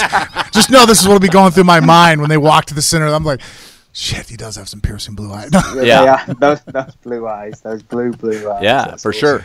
Who else is on this card? Who else? Anybody else? So there's some huge names. Honestly, it's a crazy card we put together. So Luke Barnett will take on Karol Selinsky. Luke Barnett also made the move up to light heavyweight, has knocked out every single opponent he's ever fought at light heavyweight. He's undefeated in this weight class. The underlying story to this, though, is Karol Selinsky is Mamed Khalidov's main training partner. So he was the one that mimicked Luke Barnett through Mahmed Khalidov's camp to fight Barnett in middleweight ACB 54. They practiced one punch. They've talked about this overhand right. They just drilled it, and they caught Luke with it. I mean, they're master tacticians over there at Olsztyn, Berku Olsztyn. They're absolutely phenomenal tacticians. We always say that when they bring their fighters. But this, because it's got that underlying current, Luke Barnett feels that this is one way to get a little bit of that honour back. Zielinski, he was away from the game for about 2 years. He came back in 2017. He's 3-0 in the promotion, a phenomenal boxer, and he thinks he's going to be able to do the same to Luke Barnett. So they're all respectful now, but I promise you, this has got such an underlying torrent that it's fascinating for me. Yeah, Zielinski's interesting to watch the fight. He's not a traditional striker as far as he doesn't keep his same foot forward and just throw your normal combinations of 1-2. He blitzes, he switch stances. You'll see him constantly changing angles and stepping out and switching lead legs. So he might start a combination with his left foot forward, then he'll throw punches and switch with his right foot forward and try to step outside your lead leg, and he throws combos. He's not a great power puncher, so he makes up for that with a lot of combinations and a lot of movement. And I've seen in the fight with Vinny Magalesh, he completely just, shut him down. Vinny couldn't take him down. And even though Vinny actually probably hits harder when he would land, he just completely got outworked with just the different angles. And, and Luke is such a tall, long, and rangy fighter with a lot of power in his right hand. It's going to be an interesting stand-up battle. So the date, Bryan, is June 16th there in Brisbane, Australia. And I assume everybody can get tickets through... Tickets out now, dead easy, acb.com/EN. That will take you to the ACB 88 page. You can get your tickets directly through there from $35 Australian, which I think works out about $25 US, so the pricing is really good. Also, just for the BJJ fans down there, I've got to highlight Rodolfo Vieira is on the card. Rodolfo Vieira, multiple-time Brazilian Jiu-Jitsu black belt world champion, multiple-time world champion, who's made the move to MMA. He's now 3-0 in MMA. 2 of the wins are by submission, and his last fight for ACB, his debut for ACB, got a TKO finish. And he was heavyweight for BJJ. He is cut down to middleweight, and he is in the most ridiculous shape for somebody who is. This is their second sport now. This is the second run. His hands are so good. His striking is really exciting. And physically, he's made all the adjustments, the sacrifices to show he's going to take this seriously. So we're announcing his opponent in the next few days. Keep your eyes peeled for that. But also, just because he's on the card and Australians so keen on the jiu-jitsu life, he is going to be doing some seminars down there. And to have him on the card is massive. Now, for everybody who can't be over there in Australia, what is the best way to get online and watch the fights? So for the fights, we will be streaming via our Facebook page, so AC Berkut on Facebook, at AC Berkut on Facebook. So go on there. If you are in Russia, which I don't think many people are, what's your Russian listenership like? How's that doing? We have some, actually. And nice. And to be honest with you, I have noticed it increase the more ACB fights Frank does. So I think it's creating awareness over there. So we do have some. It's not one of those, like we have a few countries where, like in Botswana, we have one person.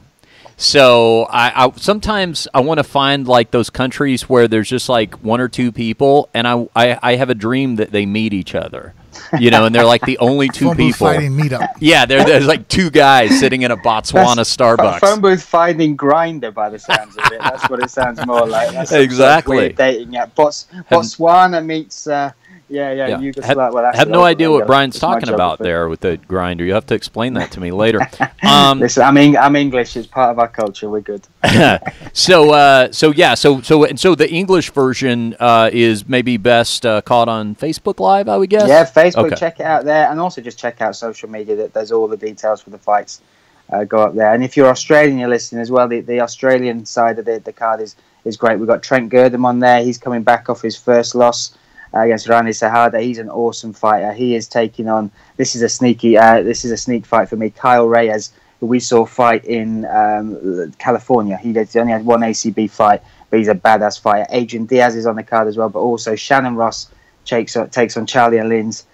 in a flyweight bout, which they've both been champions in different promotions at flyweight in Australia. They've both missed each other as far as fighting each other. So unofficially, this is for the best flyweight in Australia. Very nice. All right, June 16th there in Brisbane. All right, Bryan, you want to hang around with us for a little bit? Can you? I've you have to go. I've got to feed a 4-year-old. It is my 4-year-old as well. I did make that sound creepier than Oh, it yeah. needed to be, but yeah, I've got a 4-year-old in the car. Okay, yeah, we got. Nick Diaz has got nothing on me, lad. Yeah. Okay, so we'll let you get to that, and then. Okay. Yeah, well, we should. Anything else you want to mention? You want to mention One Punch podcast? Let everybody know where. Not at the minute. So we've got that on hold. We're in talks of relaunching it on as you have a video format. So, good. When that goes rolling, that'd be great. But just that is my birthday on the 31st of May. If people want to send me a lovely message at Bryan Lacey MMA, Bryan with a Y, Lacey MMA. I need some love because I'm a very lonely man. Do you have a Amazon wish list? That's what all the girls at the brothel do. They put together a little so all their clients can buy them gifts. Well, now you've mentioned that I will have, and if people want to check it out, it'll be up on my Twitter very shortly, all mate. right. That's Send it. Bryan And it will some involve lingerie. Megadeth Coffee, so and TRT, so that's fine. T Nation, sorry, that's what we're dealing with, isn't it? T-Nation. All right, well, get that podcast back up and running. If you want to go, people can still find the archives, I'm sure, right? Yeah, like on check iTunes it and out stuff? at One Punch Podcast. Me and Brad Pickett is still in there. Yeah. Yeah, and he's still mad as ever. He was in Nottingham as well, so we got some time with Mr. Brad. I got to get Frank to meet Brad Pickett as well, which was awesome. Yeah, very good. All right, Bryan, thanks for the time, and we'll Much be love, seeing brothers. you on the ACB broadcast. All right, there goes Take care. All right. Bryan Bye-bye. Lacey Bye. signing off. All right, let me, Frank, say a kind word or two to the fans here. By the way, Mikey is not shooting transsexual porn this weekend, but he is visiting his parents out of state. So we're flying blind. I'm doing the one-man band thing. We don't have our producer, so I now have to step just off camera to clear the screen. And Right. so this is where I throw it to you to talk about some, I don't know, exciting upcoming announcements. This is when you go back and just edit it. No, I'm serious. Talk. Oh, seriously, talk. Okay, what do we got going on? Hey, so this week we'll try to get I'll give Luke a call. Yep. Get Luke Barnett, who's in town. One of his fighters, Jacare Salito, who's a ACB fighter, is trying out for the heavyweights reality show for the UFC. Good. The Tough. Boy. You would not be you have. I do not have to worry about you cutting me out of this picture and No. just going with a one-man podcast, right? Nope, not at all. All right, very I good. definitely don't have that Chael thing down where I can just... Man, I'm trying to lean over the mixing board and do this basically like upside down. I mean, I guess I could leave the Skype screen up there, but we need to put our logo back up. Okay, let's see here. try again. Tell Sorry. everybody about your birthday party. Tell everybody about your birthday party Thursday night and the nice thing that the kids did for Yeah. you. All right. Well, that was cool. Actually, I got one of the best gifts I've ever received. Mrs. Muir went and bought the kids a tiny little book. It was, 50 things about Dad. Quick little statements, I love it when Dad, spends time with us doing this or that, and just different, it was different starter topics. And the kids, all three of them, got to fill in on what they thought was, their opinion, what they like to do spending time with me, how I handle things, what they've learned from me, what they enjoy most. And we even had a little bit of a comic relief in there. With a couple of the comments that they made in there, I think it was like, we love how you don't, how you're much more, I think it was patient than Mom. Right. Mom's got brought up about 4 or 5 times in a way that was, I thought it was funny. It made everybody laugh. Yeah, it was it was funny. It was kind of like a roast, and the kids, I thought at that point, were very smart to hide behind Dad. Yeah, I liked it. It was like, okay, we'll do it in front of everybody. Yeah, And we'll make it funny so we can't get in trouble, but we still get our thoughts across. right, exactly. That was a total dad move. Now, I will tell you though, Frank, I often point out that these kids don't know how good they have it being raised in a great family like the Muir household, because this you would not have seen a scene like that in my house. My dad would have wanted no part of that situation of let's hang on. Am I up here? I can hear you in my ears. You hear me? Okay. My dad would have wanted no part of let's gather a crowd around and have my kid read his thoughts. My dad, that would not have gone well for my dad in terms of probably what I would have had to say. So the offer stands as always. Anytime these kids give you any grief, you just send them my way, and I'll tell them what. Well, actually, once you're done setting up the screen, tell your Christmas story. Oh yeah, that was actually a very sobering moment. I was like looking at you like, wow, okay. Because I mean, you always say, you know, you didn't have the best relationship with your father, right. But then to actually give examples puts it more into perspective. Yep, for sure. All right, hold on a second. Let me get this guy. Geez, sorry guys, I'm producing on the air. This is why we have Mikey, you know, and it's not going to look as good as it could. I guess that looks okay, right? Yeah, that works, man. Hold on, I'm coming back to the mic.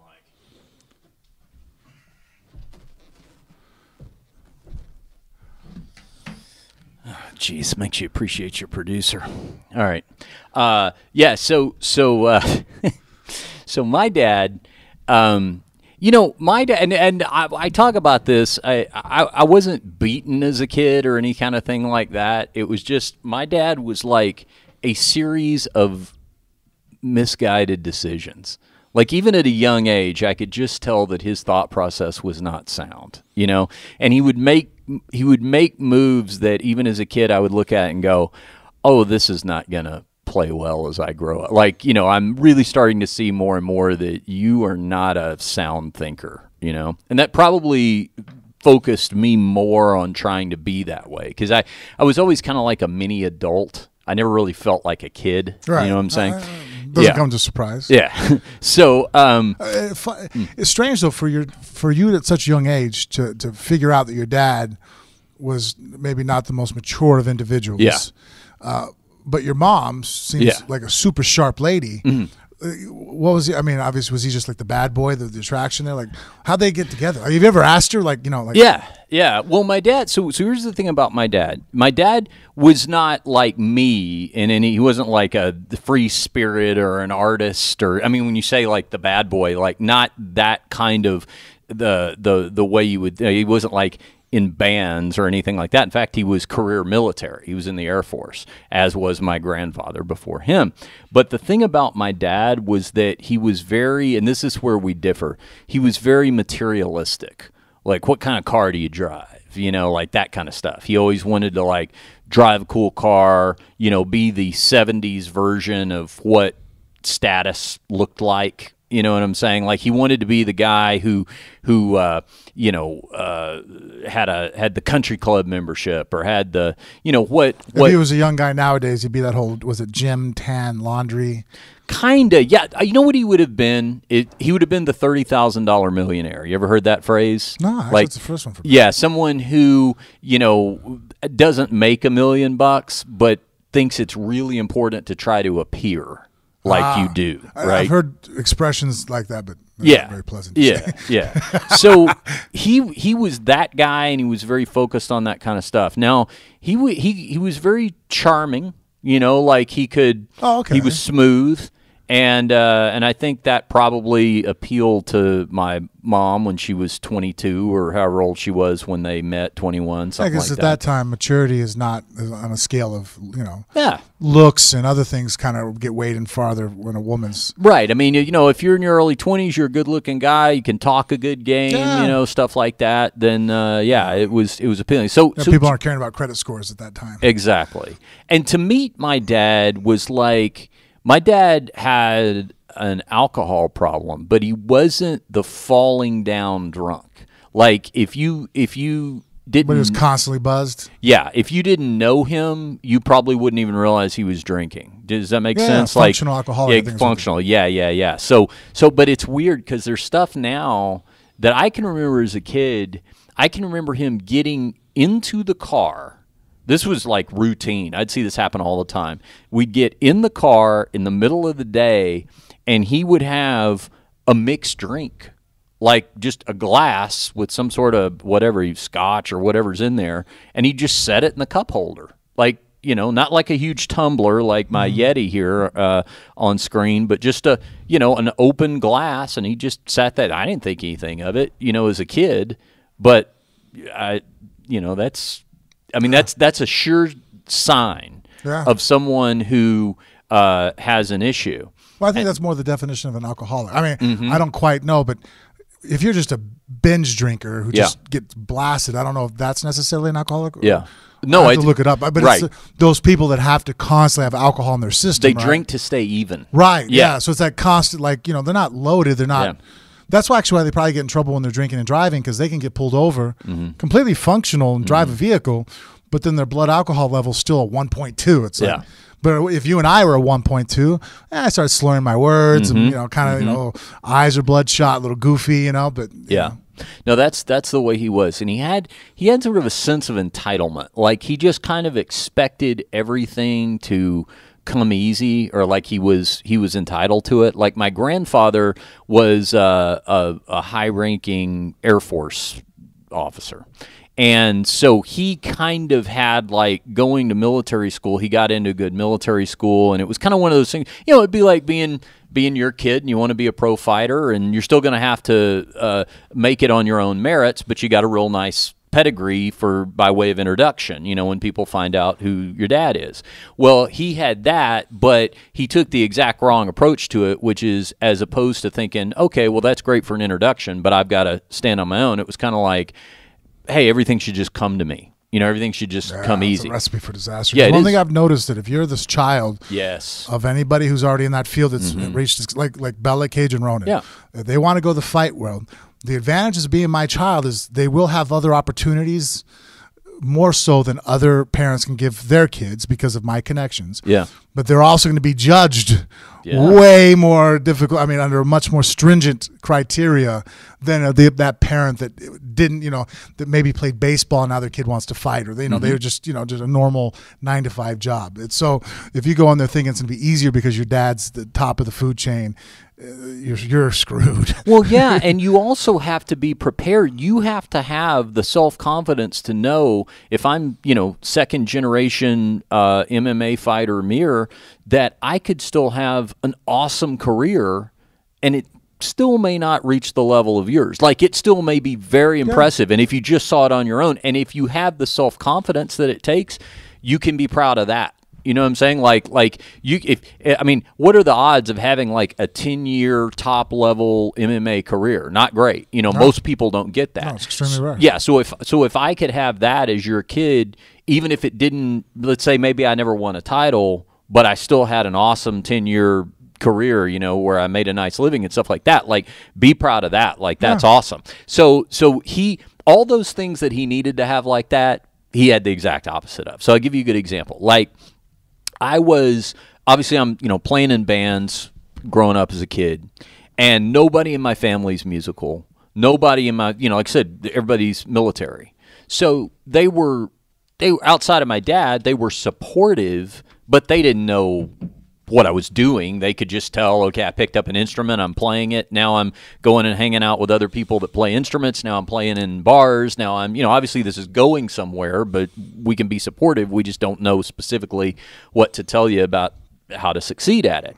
Well, my dad, though, he did not get why I was, for example, I was hanging around guys that were his age and sometimes like my grandfather's age in terms of like playing in bars and old blues band. The first band I ever had when I was 14, 15 years old, the harmonica player was in his 60s.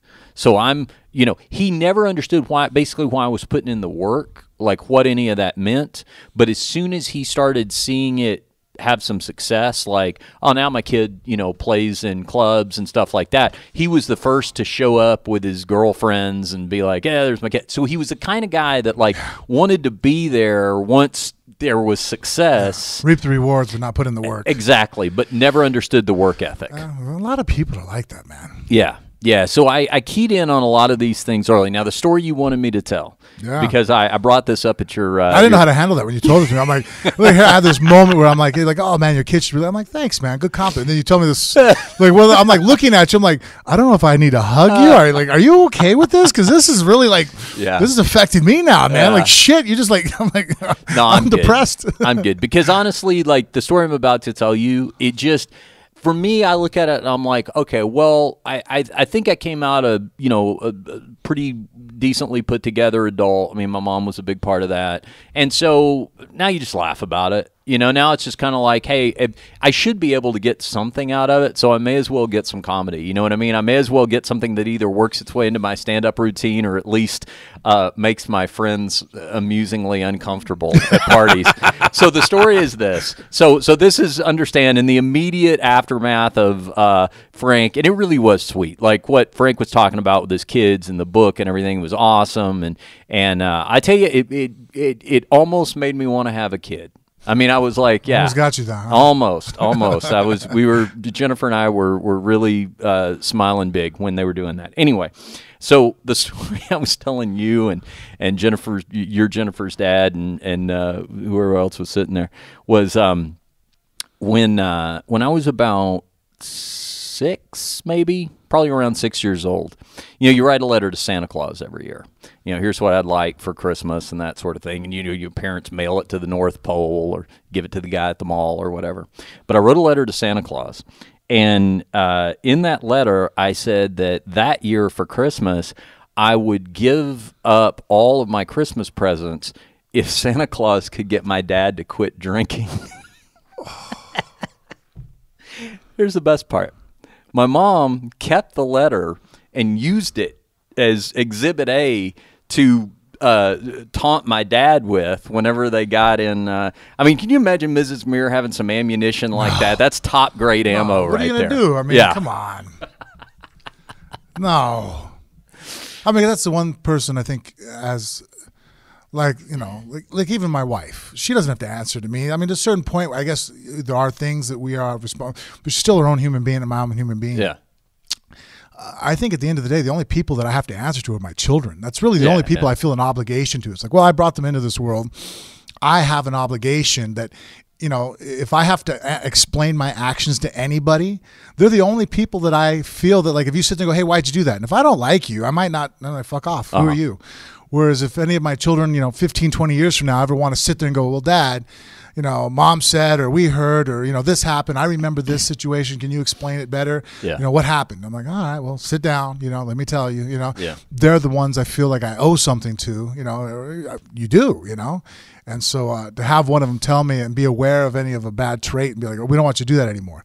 Well, shit, what are you going to do? Mm-hmm. Not do it, I guess. You know what I mean? Yeah. Yeah. Now, my dad. How did he handle? Did he at least stop for a little bit? No. It wasn't even like, oh. See, I could see that where if you have a problem with something, I feel bad. Everybody, like the one comedian says, everybody has their McDonald's. Yeah. Everybody has something that you have an issue with. So I could see in that situation if one of my kids go, hey, Dad, we don't want you to be overweight anymore. Yeah. Because I struggle with overeating. Mm-hmm. I know that I would do well for weeks, months. But to say that it would be an instant fix, no, you're probably going to fall off the wagon again because I have a food addiction, bad, And so, but to not even fucking try, that blows my mind. Like, it's like, really? You didn't even give it the fucking, the old. Well, no, because, and this was my dad's, this was the real Achilles heel to his bad character, is he wouldn't see that as him being in the wrong. He would see that as, that's amusing. Oh, he's the world's against him type thing? Well, there's that, plus the fact that, just wait, when my kids, she'll be just like me. Like, he thinks that now, but that's just because that's what the world puts in his head. But, he's going to be like me. Yeah. He'll be at the bar with me having a good time. Yeah, exactly. And he even, so my dad. That's a dangerous trait to have because humans, we're the best at justifying shit, right? 100%. Fuck, man. So my dad died when I was probably about, I think it was like 30 or 31. He smoked himself to death. He had lung cancer. And, but even up to the end, like he always justified that kind of stuff. Like, oh yeah, you know, my kid, we're just busy, but you know, I'm an only child too, by the way. But yeah, you know, my son, we'll be getting together, hanging out, playing golf together. You know, he always kind of had these ideas. He was in denial, like, about what, you know, what he had really, the groundwork he had really laid out. Like in his head, yeah, like you said, he just constantly justified it to himself, you know. So I'll even give you another example. This is a more personal one, but this will give you an idea. It to me, and I always tell people, like, whenever, because I have friends, and I've gotten to, you know, old enough now to where, like, I've had friends whose marriages are broken up and they have kids and they worry about the impact on the kids and all that kind of stuff. And I always tell them, I said, listen, as long as kids get love and support from somebody, that's what matters. If it can be like what you guys have, two parents, you know, you're this awesome family, that's preferable. That's great. But if they can't have that, as long as somebody, whether it's a mom, a dad, a grandparent, because his parents, my paternal grandparents, were very involved in my life. I really like surrogate parents. That's the thing that matters the most, because you're getting that stability from somewhere, and as you become an adult. So your grandfather, your paternal grandfather, yeah, good guy? 100%. Ah, man. You know what? And that actually scares me about my children, because I've noticed a trait in human nature. Yeah. And I've even seen a philosophical quote put out there, and I was like, oh, shit, that puts into words what I've kind of noticed. You know, like you always kind of notice those traits. You look around and go, oh, well, I've seen a pattern here before. Or you'll meet somebody and go, oh, this fits a profile, or I've seen this sequence of events occur, and okay, now I know where this is going. And, you know, you see these rhythms in life. And one of the rhythms that I've noticed is that, and it was actually surmised in this statement, or this quote, and I forgot where I saw it, but it was like, you know, bad times create, you know, good men. Good men create, you know, good times create weak men, and then weak men create bad times, and then bad times. So it's like this constant cycle. And it was kind of talking about, you know, different civilizations, on how from hardship makes strong men, and those strong men will make society better. But then the descendants of that better society are weak, and then weak descendants now make for a bad society that make for bad times, that then the cycle starts over again. So that always, when I see that, that's one thing that I've always been fearful of, is I always want my children to be better than me. Like I honestly do. Yeah. I've always been terrified to be that guy, because it embarrasses me to see those, you know, that 40-year-old guy that goes out there with his 16-year-old son and still gets upset when he gets beat in a foot race. I'm like, dude, you're in your 40s now. He's a junior in high school. You didn't think that was eventually going to start happening, and you see those dads that try to hold on, or no, I'm still the best. I'm like, but it's your kid that beat you. Doesn't that make you feel good? Like, to know that it's like, well, it's still my genetics. It's still like an extension of me that now is, like, you know, like I even thought about that when I was reading the thing. I looked over at my two sons, and Cage looks a lot like me, and Ronan resembles me, but he's a much lighter version. And I'm like, man, both my boys, you know, they're extremely smart. They do so well in school, and they're in the fucking most difficult private school you can be in, and they're phenomenal students. And I'm like looking at them, like, and they're so good looking. Like, I had a moment where I was almost even jealous of like how good looking they are. I'm like, that's right. Look at my sons. Look how much better looking they are than I am. Yeah. Like, I was never that good looking at that age.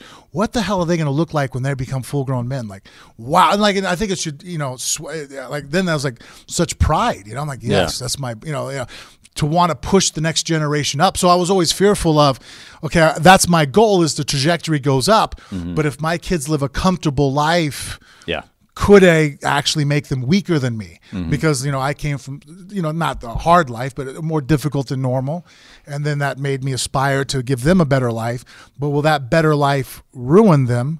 So that's why sports and martial arts and stuff in the school that I put them in gives them hardship. You're also super involved. I mean, that there's no substitute for that. No, you're right. You know, you guys are the most involved parents I know, which is fantastic. I mean, you're just try as much as I can. Yeah. No, I think you do. And even, I mean, and the thing is, too, you guys, you know, you in particular with all the travel and stuff, you'll find a way to be involved even when you can't be there directly to be involved. Like, I mean, the times I've seen, you know, we talk about this on the show, but the times I've seen you fly halfway around the world to be home for 24 hours so you can get back on a plane and fly back to the other side of the world, there's no substitute for that. And so that's as key as anything.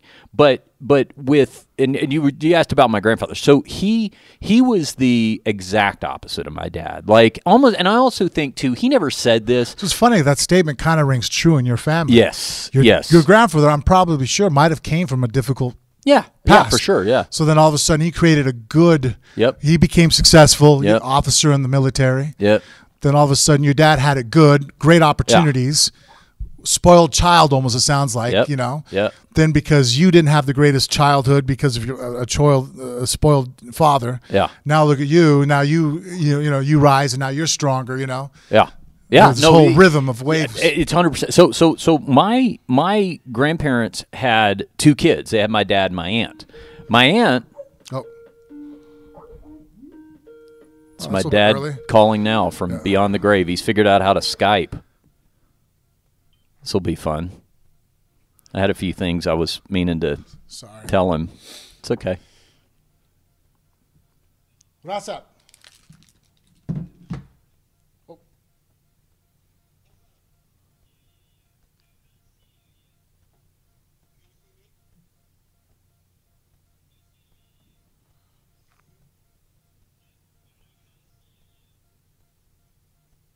Are we starting now? I thought it was in 10 more minutes. All right, can you see me? Yeah. Now I see you. Okay. 2 minutes. I wanted to check everything.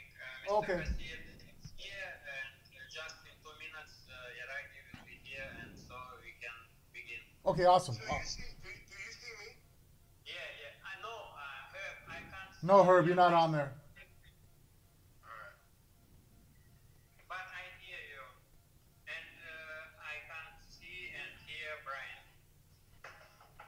Okay, you guys will call back? Yes, 2 minutes I will call back. Okay.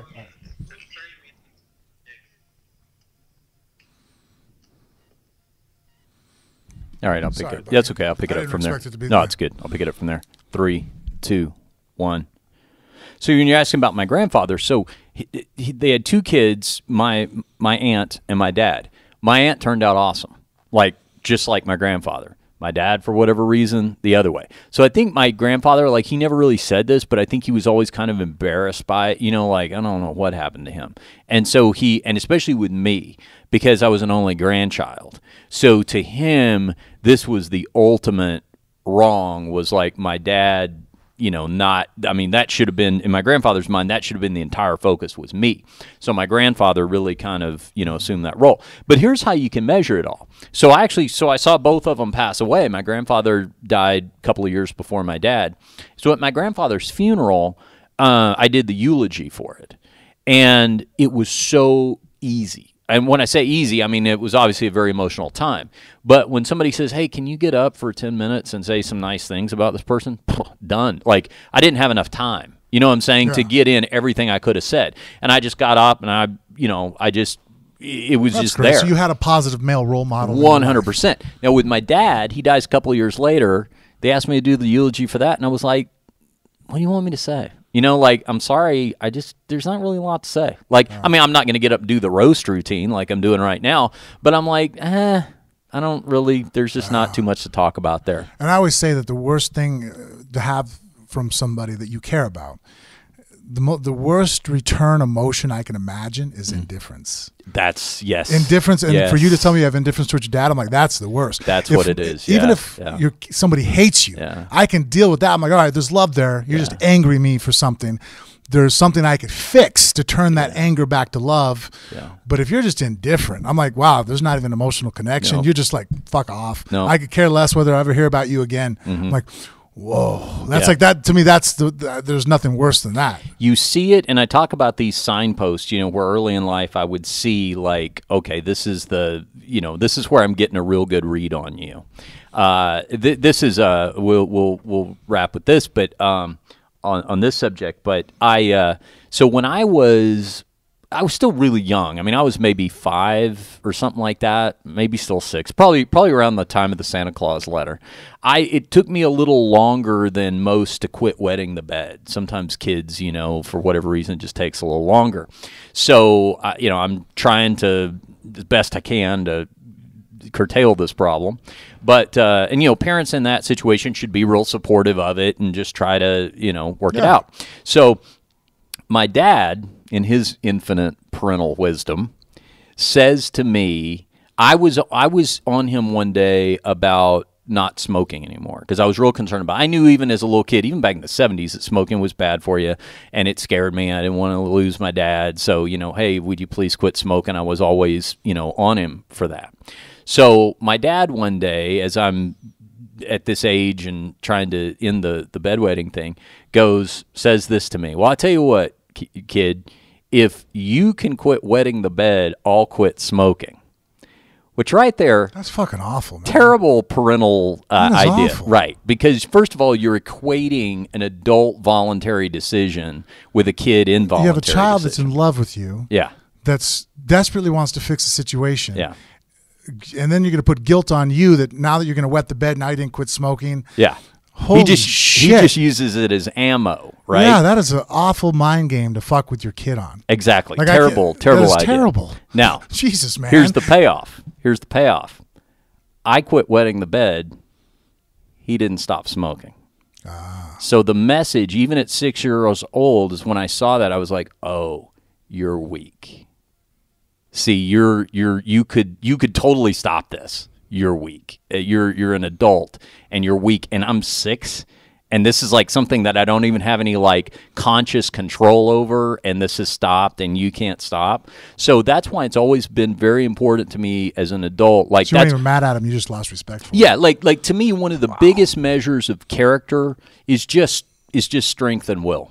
It's just to know that you've got enough control of yourself, and that's been something that I've always measured myself by. Huh? The Schindler List scene where the guy's up there is like, the power not to. The strength not to is the greatest power of all. Right. All right, there you go. A wide range of topics on this episode of Phone Booth Fighting, and don't you dare think that this is the only time that we do something like that. In fact, we're somewhat known for it, Frank. It's one of the things that our listeners appreciate. I get mad about now. Yeah. Yeah. Frank, go ahead and tell everybody how to follow the show on social media, will you? Well, on Facebook or Instagram, you can follow us at Phone Booth Fighting, Snapchat and Twitter, just Phone Booth Fight. That's it. Follow us on social media. We will be back with you on the next episode of Phone Booth Fighting. Make sure to subscribe if this is your first time hearing us. If you're already subscribed but you have a friend who isn't, you know what you need to do. Tell that friend to hit that subscribe button. Give us those 5 stars on iTunes and help us grow this thing organically, one listener at a time. For Frank Muir and for Mikey over there doing an awesome job producing, I'm Richard Hunter, and we'll see you right back here next time on Phone Booth Fighting.